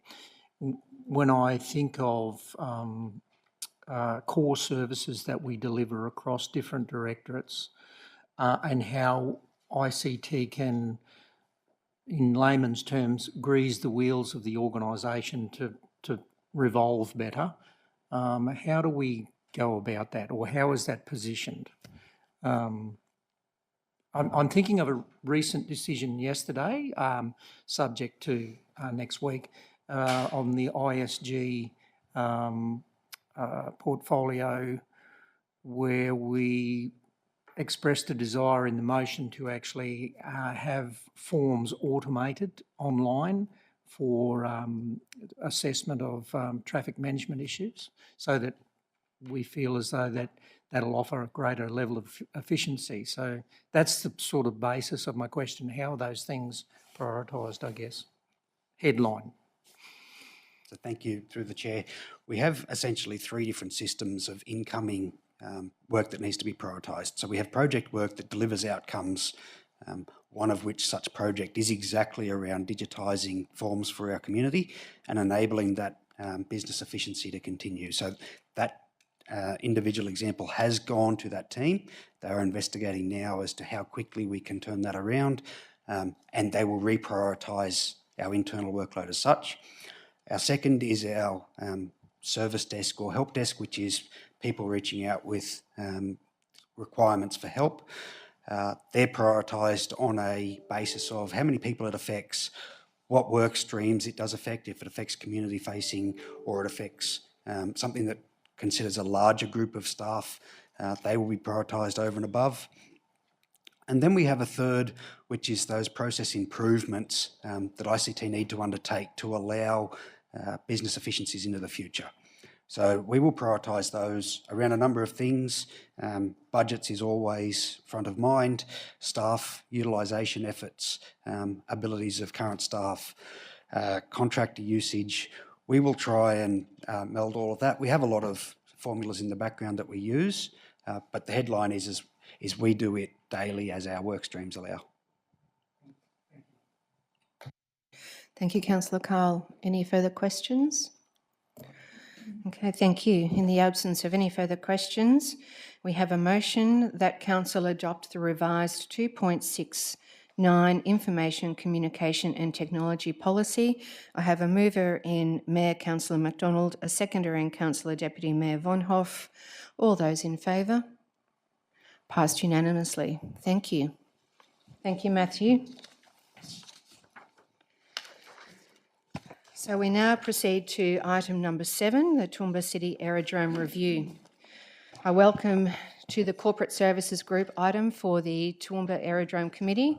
I welcome all those in the gallery from the aerodrome, a team of passionate, knowledgeable individuals all working towards a common goal. Today is another opportunity for us to collaborate and continue together operating this very important community asset. This committee meeting and decisions made today will play a vital role in shaping the future of our aerodrome, and it's through our collective effort, respectful dialogue and shared vision that we achieve positive outcomes. By working together, we can ensure the aerodrome continues to serve our community safely, efficiently and with purpose. My goal in today's meeting is to approach it with open minds, a spirit of cooperation and a focus on solutions. Together we can continue to make great strides forward. I will then refer to Councillor Von Hoff's declaration of conflict of interest, and the author of this report is Anne-Marie Johnson. Thank you, Anne-Marie, over to you. Before you commence, Anne-Marie, I will just note that attachments 2, 3 and 5 are confidential, so councillors, please be aware, and if we need to discuss those, we will go into confidential. Thank you. Thank you, Chair. Good morning, councillors. So the purpose of this report is to present the findings from the AEC Group's review of aerodrome activities and sites and their assessment of operating models for the Toowoomba City Aerodrome. So a council decision on the 28th of May 2024 was to continue operating the aerodrome while reviewing leases, fees and charges for commercial competitiveness, with a detailed financial review to ensure cost recovery within 2 years, and conduct a simultaneous review of aerodrome operations and services, considering financial and non-financial community impacts. Further to this decision, a decision by Council at the February 2025 meeting was that Council consider operating models, including a council-owned controlled entity for the operation of the Toowoomba Aerodrome, and that Council receive a report by the 30th of June.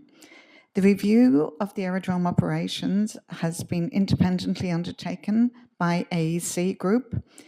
This review document and the assessment of operating models was presented to councillors at an information session on the 25th of March. So the recommendations, there are 4 recommendations associated with this report, Council. That Council note the AEC report, review of aerodrome activities and sites, March 2025, attachment 1, and confidential attachment 2, and the assessment of operating models for the Toowoomba City Aerodrome, March 2025, confidential attachment 3. That Council endorsed the recommendations from the AEC report, review of aerodrome activities and sites, and subject to be implemented, subject to budget allocation. That Council continue to review the income and expenditure for Toowoomba City Aerodrome to ensure it is being accurately captured and reported on, and that Council commence reporting of the Toowoomba City Aerodrome as an internal business unit of Council from July 2025 and review this operational model in 3 years' time. Thank you, Happy to Anne-Marie. take any questions, Council. Thank you, Anne-Marie. Questions? Mayor McDonald. Thanks, Madam Chair. Thank you. Thanks, Anne-Marie. Appreciate that very much, GM, and Hugh for your work as well in this area. I do have, Chair, with your indulgence, an addition to the recommendation that's before us, and hopefully Deanne may well have that available to put up there. And once that's up there, I might just talk to that, if you don't mind. Thank you, Mayor. Madam Chair. It's simply that charge, so starts with that council charge nil outgoings to leasees up to and including the accounting year ending 30 June 2028. And I've simply done that because it ties in from a timing perspective with number 4, which is around the review that takes place. And the reason I mention that, I'm very keen to hear on from Hugh in regard to this, Hugh, to give you a bit of a heads up. I think we've worked, particularly over the last little while, closely with the lessees and full accountability for council. I think we as a council have been less than effective in our communication, noting that that's one of the 20 recommendations from AEC, and we've already completed a couple of those recommendations already, in fact. The other 16 or 17, I wouldn't mind you talking to those and giving us a taste of the conversations and how the vibe, if you like, Hugh, for this area, because I think as council, I speak for myself in particular in this statement, is that we actually want the operators, the lessees of the aerodrome to get back to doing their business. Just get them out there doing the business that they're doing. The recommendations that are there, I think, allow that to happen. I'd be keen to hear from you, Hugh, in regard to that, and that ties in with the item number 5, Chair, on that, which is where that's come forward. Thanks, Hugh. Thank you, Mayor.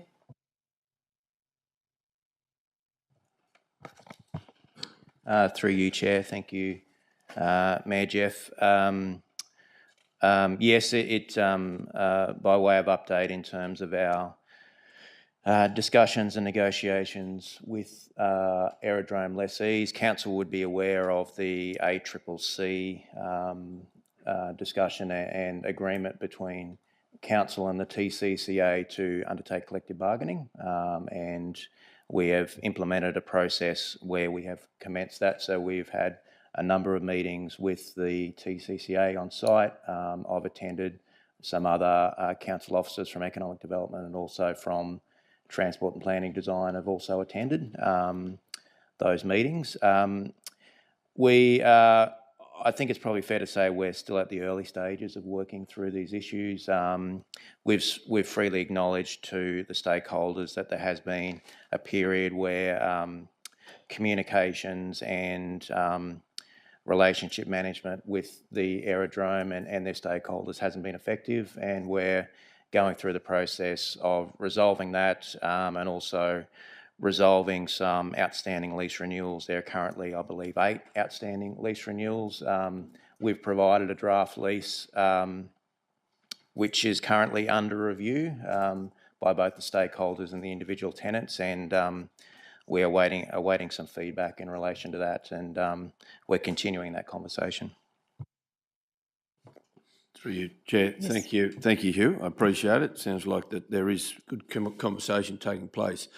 Madam Chair, I'm comfortable to move this, and noting that there may well be more questions or comments, but I'm happy to move it and talk to it if or when the time arises. Thank you. I have Councillor McMahon.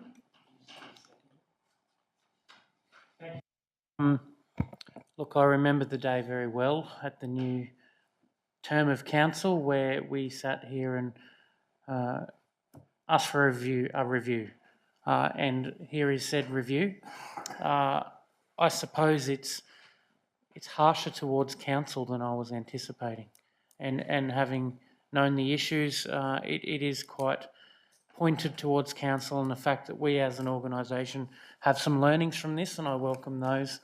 A few questions, Hugh, and I acknowledge your role in this has been positive since you've been the one point of contact, and I think you're doing a very good job for what it's worth, and look to see that continue. There are 20 recommendations, some of them which have been signed off on, many of them that may take some time to implement. With other complex reports that have many recommendations, they've often been presented to us every ordinary meeting in either the CEO's report or the group reports. Is it possible that we might have a breakdown of the recommendations and where each of them are up to at each ordinary meeting? Is that something that could be possibly considered?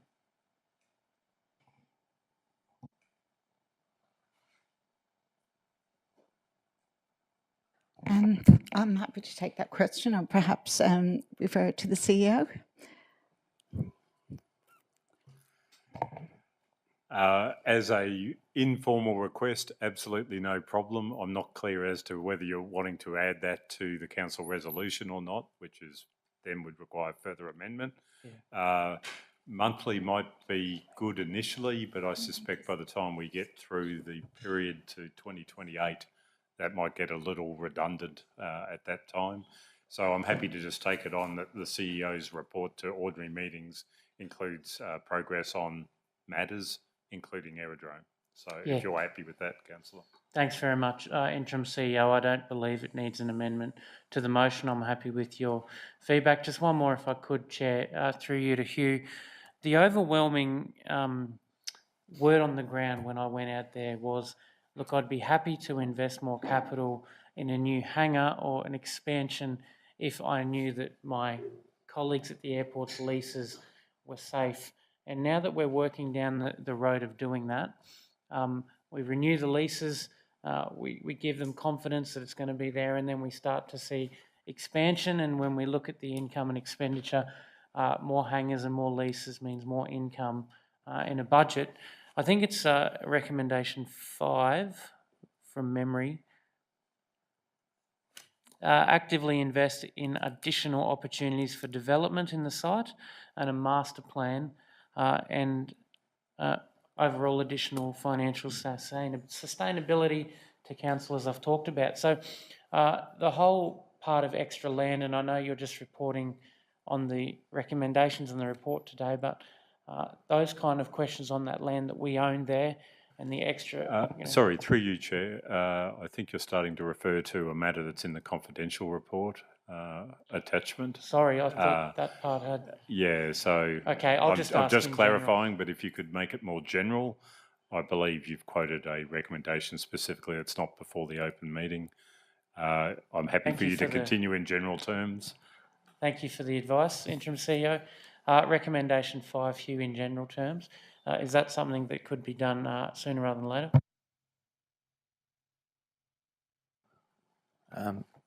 Thanks. I've just received advice that the recommendations have been put into the open session. So thank you. I just got a moment of concern.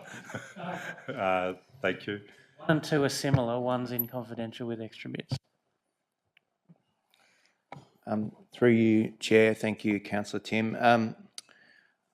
Try to answer that as best I can. In terms of your initial question in regard to the implementation of these outcomes and how we manage them and move them forward, in general, this is an independent review that's been undertaken by AEC, and my understanding of this process is these recommendations have been largely unchanged in receiving them.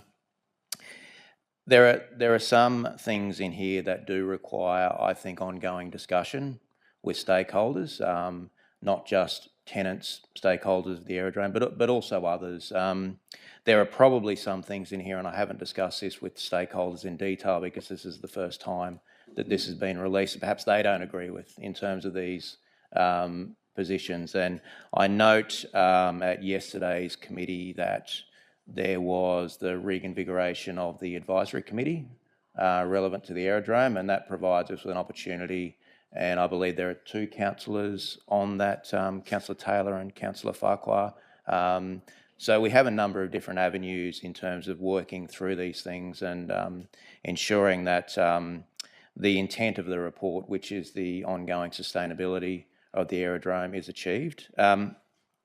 To your second question around feedback in terms of tenants in particular, leaseholders, I guess their surety in terms of tenure.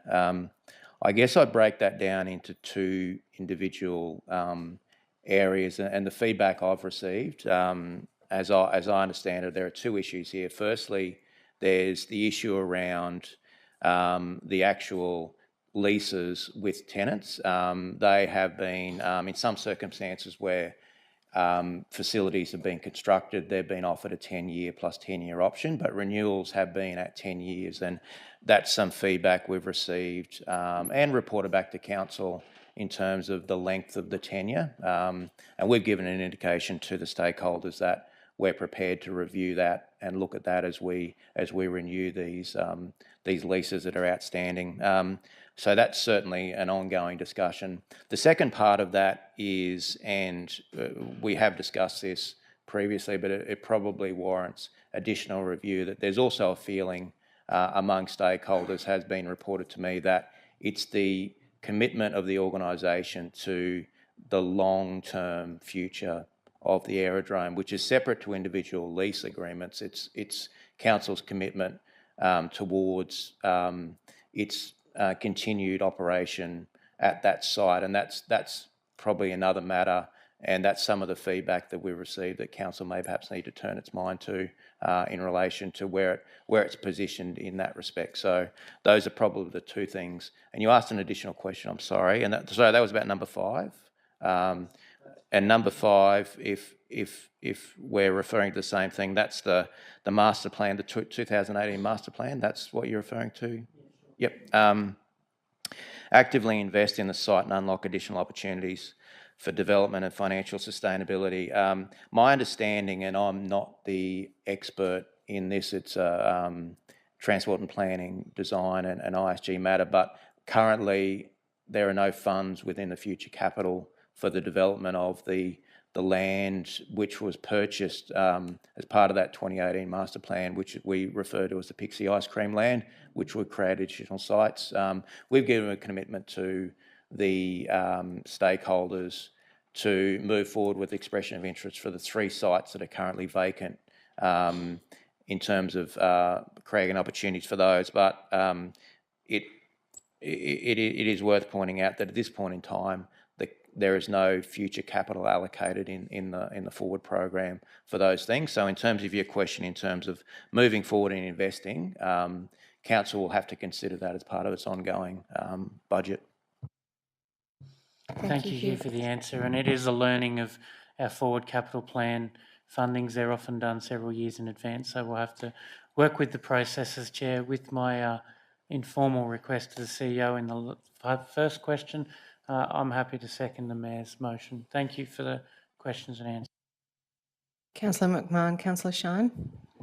Thanks, Chair. Just a few questions, if I could.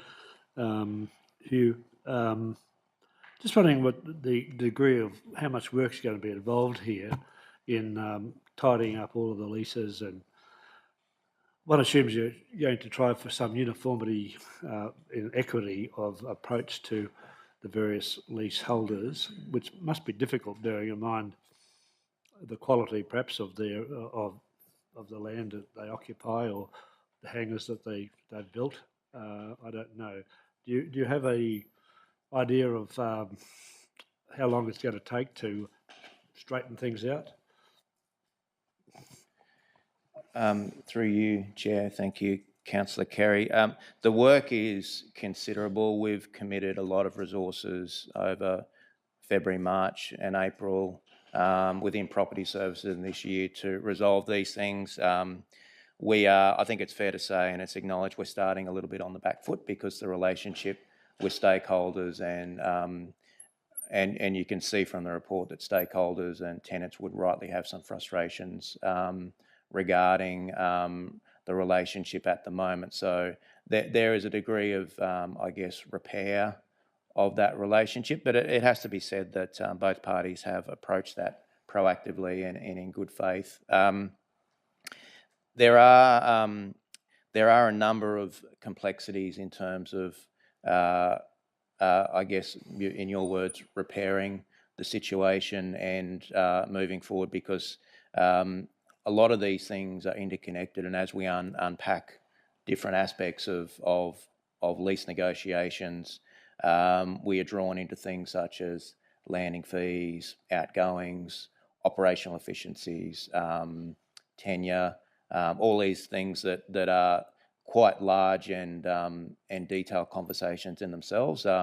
We are hopeful of moving through them as quickly as possible, because we certainly understand, and the flavour of the initial recommendation, which is TRC provide new long-term lease arrangements to existing lessees as a matter of urgency. We understand the urgency in doing it and the importance of getting it right so that there's a solid platform for moving forward. But in terms of, I still think it'll be several months before we see signed renewed leases, and it may well be, depending on those negotiations, that we may need to seek additional decisions from council, which are a change of decision from those lease renewals previously adopted. So we may need to bring this back to council to resolve these leases. No, thanks, Hugh. Could I just mention that the feedback to me personally is that there is appreciation of your talents and attitude and ability in getting to where we are at the moment, and seems to be on the heading for resolution. The second one is that there is a recommendation that we charge the state for the life flight and the feds, I presume, for the weather, Dom, whatever it's called. Sorry? I'll take your word for it. I just have a problem with doing that. I know it's it will result in a considerable amount of money coming to the council if charges are, and we're short of money. But that service is a valuable service to our community that's essential, has become essential.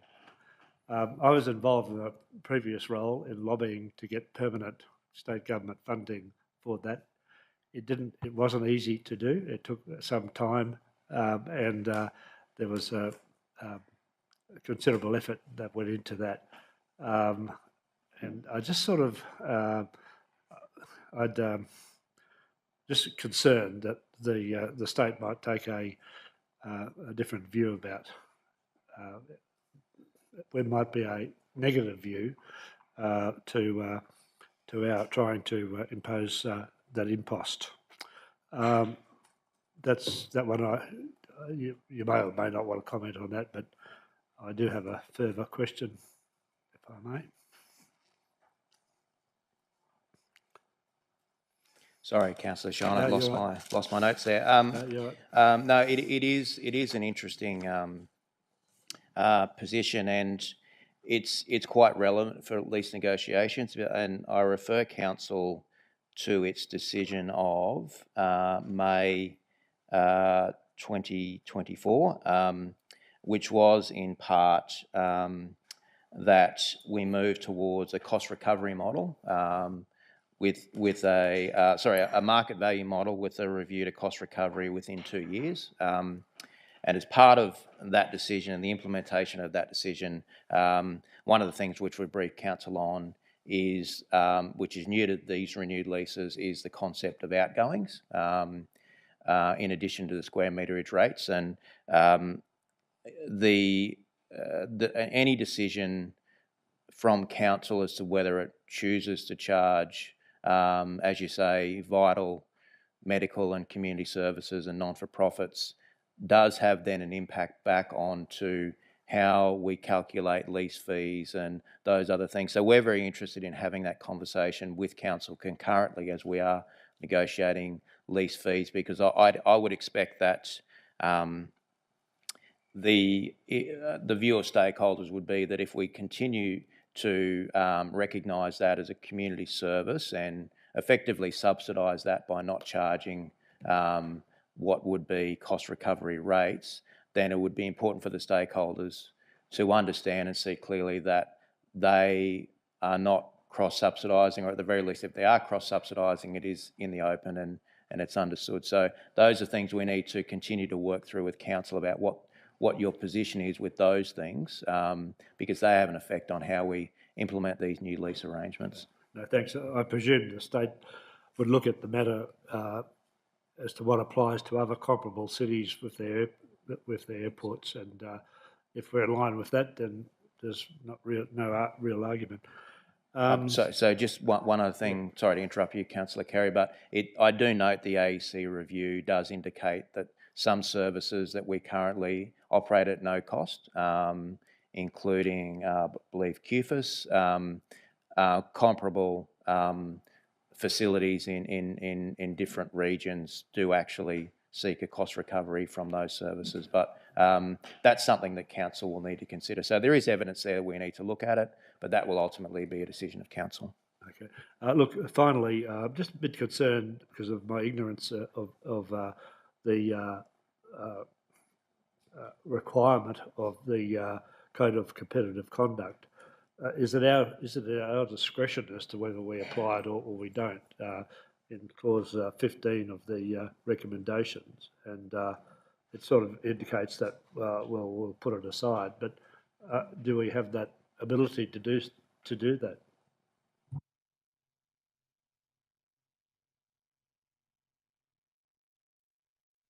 Anne-Marie? Can you just repeat that question, please, Councillor Shine? Just referring to clause 15 of the recommendations, TRC should consider the ongoing appropriateness of applying the Code of Competitive Conduct to the aerodrome business activity etc. And I was just wondering whether it is at Councillor, our so discretion that all- we can ignore it. It is at our discretion, and we spoke about this at the information session. As long as council is charging commercial fees and charges, and the leases are commercial in nature, we could discontinue to apply the code. But we haven't proposed that we move to full cost recovery. We've proposed that we move to a cost recovery, and there's a significant difference in going to full cost recovery. What we're looking at is commercial in nature and recovering the costs that we can accurately identify and charge out as part of the outgoings. And that's something that we will review as we're going through each of these recommendations. Thank you, Anne-Marie. Any further questions, Councillor Shine? No. Councillor Manteifel? To Hugh or Anne-Marie, thank you, Chair. Are there any fully signed leases up to date as of today, or are they still all pending? The majority of leases on the site are up to date. There are, my recollection is that there are 8 that have been, and some for a number of years, out of date. So the negotiations we're having directly is at the moment only with those 8 lessees, and I understand there are 2 which we've reached out to that are shortly due to expire. But we've also given a commitment through, and council would be aware of the ACCC ruling regarding collective bargaining. We've honoured that by also speaking and negotiating and seeking feedback directly from the TCCA. But the majority, I apologise, I don't have the numbers in front of me, but I think it's the total amount of leases on the site are somewhere between 30 and 40, and my understanding at the moment there are 8 that are outstanding. Okay, thank you. Second part of the question is, in the motion, part 5, nil outgoings. What is outgoings? Probably have to bring up the motion. The outgoings are the lease, the mechanism within the lease to recover the operating costs of the aerodrome. So part of the lease is that we charge a consistent square meterage rate, which is on the basis of market value. And in order to implement council's decision, and I just put it down, but here in terms of moving towards a cost recovery model within the leases, we've foreshadowed the concept of collecting outgoings, which is reasonably standard in commercial lease arrangements, but effectively that will be based on council's cost to operate the aerodrome. And we have, and probably some of the more fractious and significant and concerns of stakeholders, both internal and external, has been that we need to do some work on our operating costs, and perhaps we need to refine those to ensure that it's a fair and reasonable amount that we should be recouping. And we have some work to do in that space, and we've been negotiating through the leases a possible phased-in approach. And I would imagine, I haven't had any consultation prior to this meeting, but I would imagine that part of the that particular part of the recommendation would be to not start to phase in the charging of outgoings until the 2028-29 financial year, which would, on face value, allow council to do further work to ensure that those operating costs are true, appropriate, and in best practice. Okay, thank you. And final phase to my question is section 4 there. What is an internal business unit, and can you give a comparison of what other internal business units we have within TRC? Okay, so this is a body of work that we are undertaking for several of our businesses. So for the water business, wastewater business, waste business, and we will be reporting for the first time at the end of March. So it's a work in progress. But for the Toowoomba City aerodromes, it will mean income and expenditure for starters. So just reviewing, ensuring that we are allocating all of the income to the aerodrome and that the expenditure that is being allocated is, as Hugh said, it's been reviewed and it's as accurate as possible.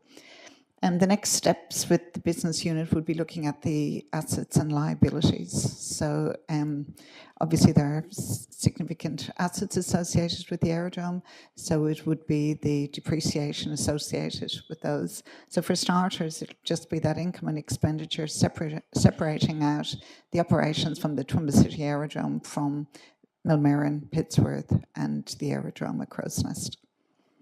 Thank you. Thank you, Councillor Manteuffel. I have Councillor Farquhar next. Thank you, Chair.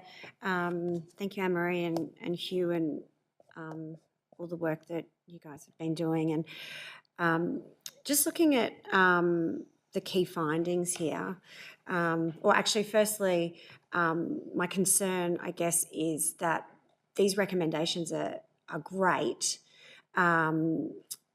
but will be implemented subject to budget allocation. And I know things sometimes get lost in the big war chest that is TRC. So I guess at least we can move towards doing something about it, which is a positive step. And commence reporting of the Toowoomba City Aerodrome point 4 as an internal business unit is really positive.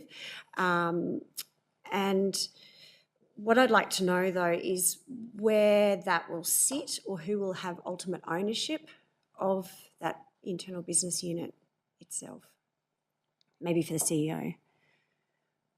I know we're just talking about reporting at the moment, but I guess my concern with the aerodrome is it sits across a number of business units, and will anyone within council be responsible for making sure that we do follow through with the recommendations? I'll hand it over to the CEO, interim CEO. Thanks for the question. Yes, I haven't sought to get ahead of ourselves until Council had considered this matter, but just as we've appointed a single point of contact to manage the asset and the leases and the relationships with Hugh recently taking that role, so I would see a similar arrangement occur going forward, that tenants don't have to worry about who's who in council, but rather we only have one door, would be my management model. I wasn't prejudging how that would be implemented until councils had the opportunity to consider the broader resolution. But I assure you, yes, it should be managed simply, internally, even, which might mask the complexity of the internal financial arrangements and all. But we'll move ahead depending on how council resolves with a single point of contact. Okay, thank you. Because the key findings are, fractured relationship, disjointed management, lack of promotion, poor lease management, record keeping, treating a community asset as a commercial enterprise, estimated deficit for TCA is relatively minor, cost efficiency in question. There are significant economic benefits and significant community safety and social wellbeing benefits. Bureaucracy and development hurdles, lack of support for development, identified cost improvement opportunities. So it will be great to be able to address those. And I have another question, but it will require going into confidential. So I'm happy to wait till hold to the end. Thank you, Councillor Farquhar. I was going to suggest that. So I've got Councillor Taylor and then Councillor Carl, and then in the absence of further questions, we'll go into confidential. Thank you. Thank you, Madam Chair. And it's been a really unfortunate situation for quite some time. And thank you, Hugh, so much for mending some of those issues. I think Councillor Kerry, to follow on what he was talking about, in fairness to all, with an internal business unit, how do we intend to calculate the consumption of the assets that are used by Lifelight, RFDS and now QFES with outgoings, including depreciation. And just a little word, Councillor Kerry, I understand our community loves and we do support Lifelight, and they do an amazing job, and it is the largest Lifelight in Queensland, and we all support the work they do, and the RFDS. I went to a fundraising lunch for them last Saturday. Lifelight was started here by small donations. I was the mayor at Cambodia. We gave $5,000 a year. Clive Berghofer underpinned that to have them here on weekends for whatever it was, and then it went on and it became a community-funded organisation through RACQ and community funds, whatever. It is now owned by the state government. So the change becomes quite different. And QFES, every one of our rateable assessments has got an emergency levy on it, which helps to fund QFES. Yet our community is asking again, the community out there, to fund their efforts out of our aerodrome by not paying us anything. So I think that comes back. Lifelight was given a peppercorn lease when it was community funded. So all of this is extremely relevant. The states funds Lifelight. QFES is funded by our levy that is on every single rateable assessment, and yet we're still going. They seem to come here and expect to go for nothing. I think that comes to the crux of the thing, in that the users out there have been. We talk about full cost recovery or cost recovery. It's not possible when we've got. I'm not saying it's not right, and I think everyone around this table will support those three entities being out here. I mean, they're great benefit to our community and everything else, but it shouldn't all be, the burden shouldn't be borne by the users that are out at the aerodrome. So I just want to make that point very clear. Without going into the report, I think that we cannot move forward with an internal business unit or outgoings, and bear in mind they pay rates and actually electricity and other things individually as well. So, up to date, it has not been fair. And if we're going to go forward with a business unit and charging outgoings, this matter needs to be sorted out very, very equitably, even if it is only depreciation and something like that, because at the end of the day, none of that has happened. And if we decide as a council that we're going to forego any revenue there, well, then that's for us to bear, not for the businesses that are out there. So I just want to make that fact quite clear. Thank you very much. And Hugh, thank you for, they're part of our community, very valuable and innovative a part of our community. And I am very pleased that we're starting to move along the lines where we're speaking in the same voice. So thank you very much. We appreciate them very much. Thank you. Thank you, Councillor Taylor. General Manager Anne-Marie. So, thank you, Councillor. Just in relation to the Code of Competitive Conduct, what that requires is the discount applied to the lessees that are not paying full rate. That's our community service obligation. So that gets added into the revenue. So for the actual revenue that's collected, we add in a revenue component. That's what council is contributing by not charging. So that's how that calculation works. On that, does that then taken into account when you're assessing depreciation and of council assets out there, because it's quite a large use of it? And if you're looking at the whole and deciding to have an internal business unit, that's all part of it, and I don't believe that's happening. Thank you. No, but we haven't done it. So that's moving forward. That will be the intent, and Hugh's happy to talk to that one. Look, thank you very much. It's a really, I'm very, very, very pleased with that. Thank you. Through you, Chair. Thank you, Councillor Carroll. I guess to start off to say, certainly your comments are appreciated, but we have not yet repaired the relationship. We've still got a long way to go in terms of working through that, and that'll take months and years as we are able to demonstrate, a different approach, I think. So that's very much a work in progress. It's very clear as we unpack these discussions, that we need to further talk to council about what their position is with respect to their community service obligations in relation to those non-for-profits and what are vital health services, because it has a direct impact on how the aerodrome is operated, how we financially account, and how we and our relationship with stakeholders, whether they be tenants or general stakeholders who are responsible for fees and charges. And my understanding is that the non-cost recovery for those, it's a leasing issue, but it's also a fee and charge issue, and we will need at some point to bring that back to council to ask them to consider their position on fees and charges, particularly landing fees with respect to those groups. Thank you very much, Hugh. It's a great starting point. Thanks. Thank you, Councillor Taylor. Councillor Carl. Thank you, Chair. I've got a question. We go to the nil outgoings to lessees. Up until 28, Hugh, there's probably a couple of questions here. Thank you for your work. Won't we have a level of intel and confidence in our baseline costs prior to 2028? This is my first question.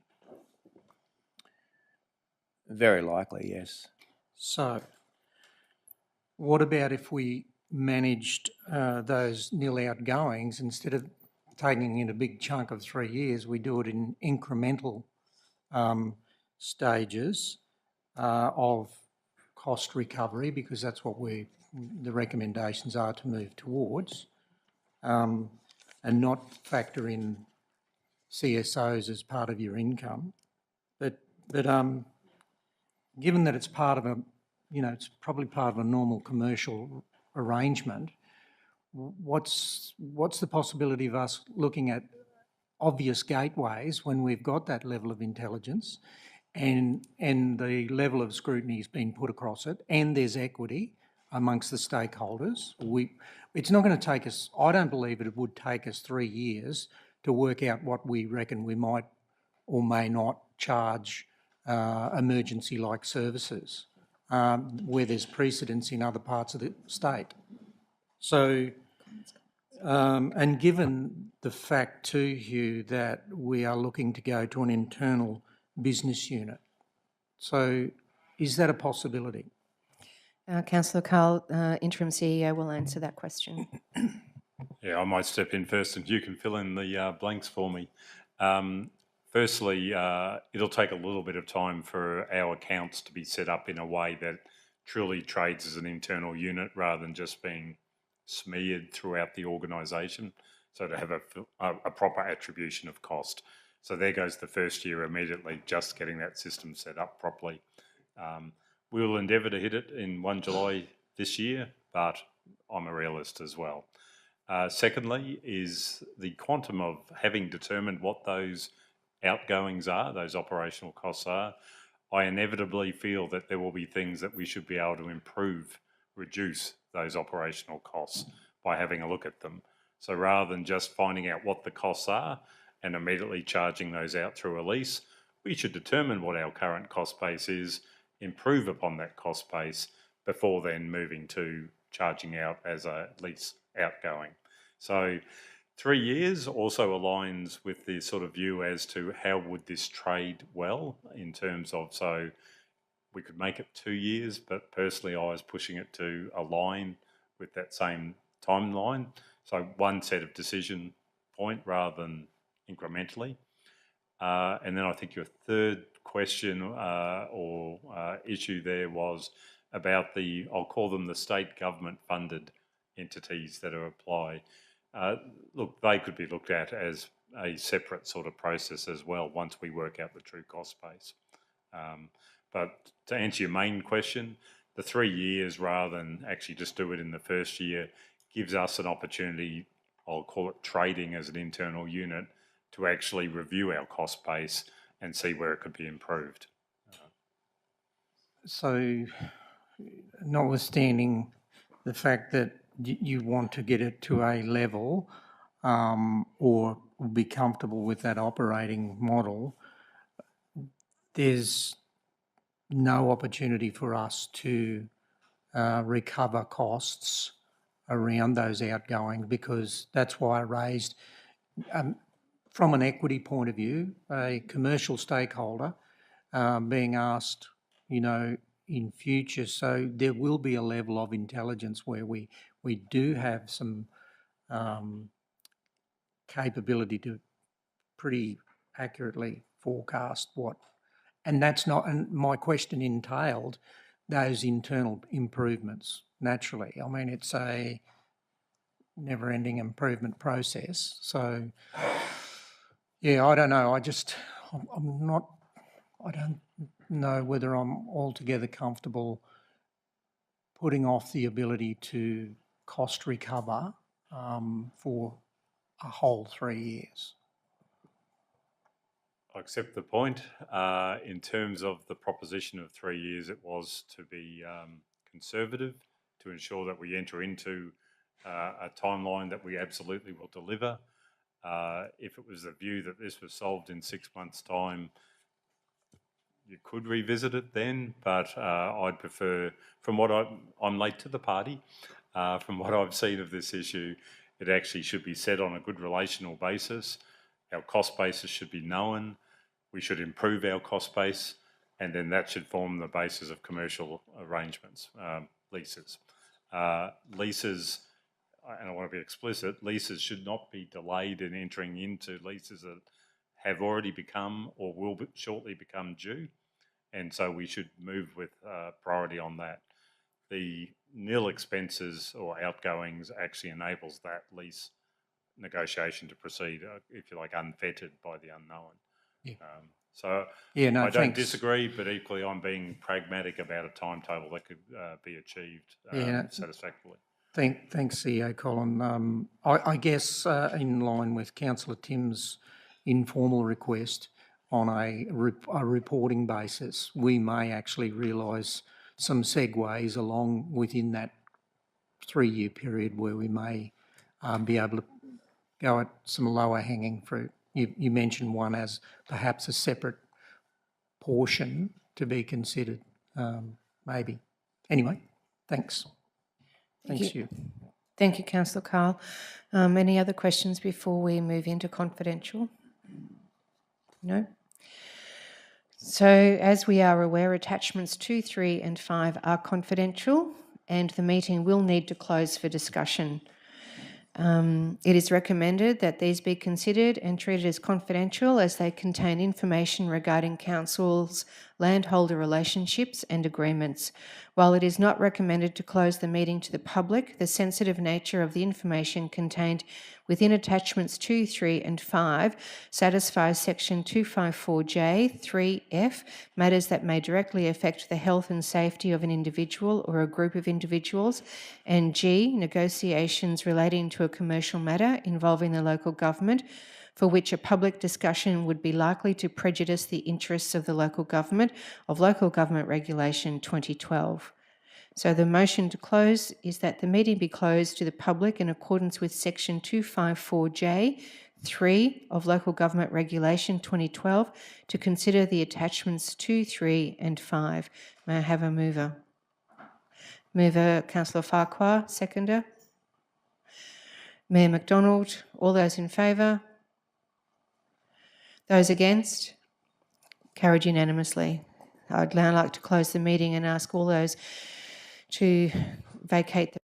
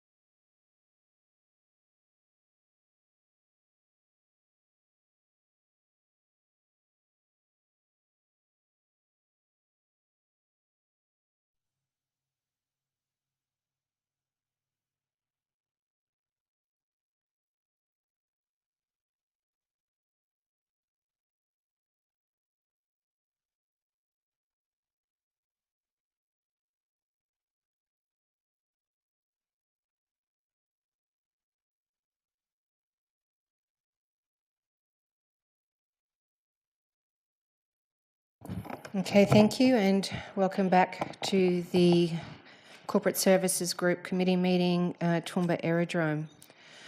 Are there any further questions, councillors? Thank you. In the absence of any further questions, I will put the motion that Council 1 note the AEC report, View of Aerodrome Activities and Sites, March 2025, Attachment 1 and Confidential Attachment 2, and the Assessment of Operating Models for TCA, March 2025, Confidential Attachment 3. Number 2, endorse the recommendations from the AEC report, Review of Aerodrome Activities and Sites, March 2025, to be implemented subject to budget allocation. 3, continue to review the income and expenditure for Toowoomba City Aerodrome to ensure that it is being accurately captured and reported on annually. 4, commence reporting of the Toowoomba City Aerodrome as an internal business unit of Council from July 2025 and review the operational model in 3 years. And 5, charge nil outgoings to lessees up to and including the accounting year ending 30th of June 2028. I have a mover in the Mayor, Councillor McDonald. I have a seconder in Councillor McMahon. Is there any need for debate? I will put the motion. All those in favour? Thank you. Those against? Carried unanimously. Thank you. Okay, thank you. That was item number 7. Now we will go to item number 8. And we will be going into a closed meeting. This report details a rating concession request and, thank you, Hugh. And I welcome Shane Morris to the chair. Thank you. And may we have Councillor Von Hoff back, please. Thank you.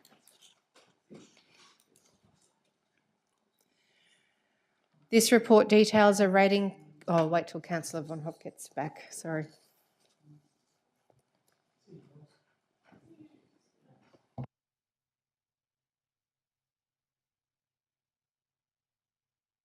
Leave the door open. Just we haven't closed the meeting as yet.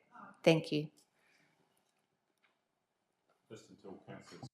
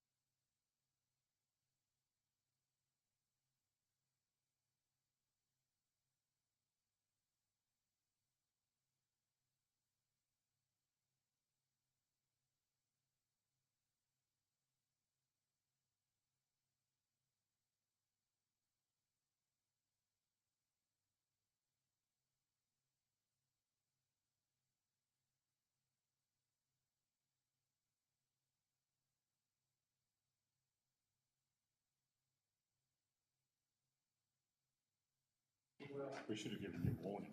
Yes. Thank you. This report details a rating concession request and therefore it is recommended that the meeting be closed to the public in accordance with sections 254J3, D, Rating Concessions of Local Government Regulation 2012. The motion that the meeting be closed to the public in accordance with section 254J of Local Government Regulation 2012 to consider the following item on the agenda. Item number 8, confidential consideration of request for a rate concession. May I have a mover? Councillor Mantyfel, a seconder. Councillor O'Shea, all those in favour? Passed. All those against? Passed unanimously. Thank you.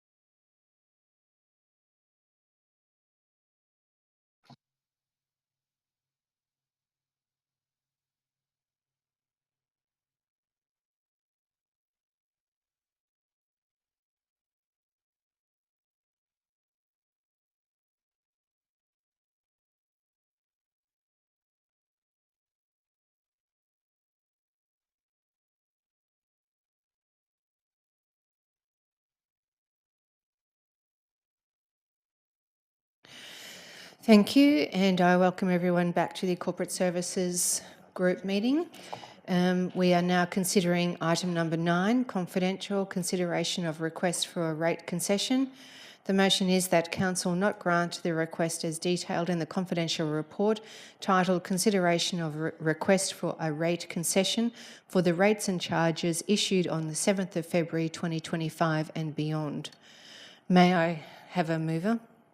Councillor Manteifel, seconder Councillor McMahon. All those in favour?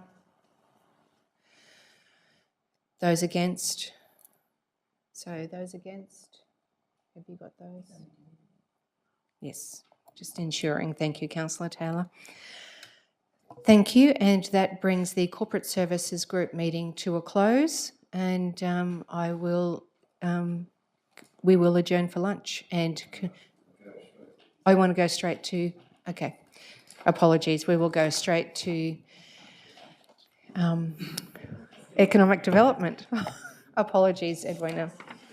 I did have to think about that.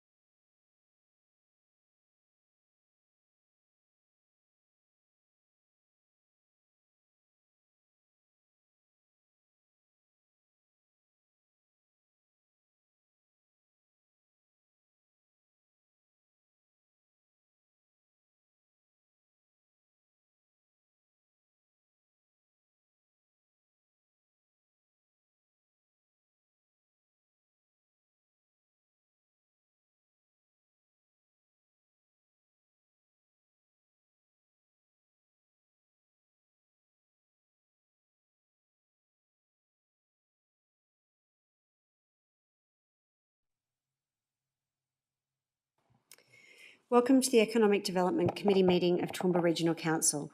This meeting is open to the public and will also be live streamed. I'd like to thank those of you who are in the room with us today and acknowledge everyone watching via Council's social media channels. I acknowledge the Aboriginal parties whose songlines traverse these lands and we meet on today, the Western Waka Waka, Jibal and Jarawar peoples, and pay respect to their elders past, present and emerging, for they hold the knowledge, rich traditions and bold ambitions of Australia's First Peoples. I have an apology from Councillor Gary Gardner and a resolution is required. Do I have someone to move that motion? Councillor James, seconded by Mayor McDonald. All those in favour? That's passed unanimously. Carried unanimously. All right, and as we have no items to discuss, I will announce the meeting closed at 12:10 p.m.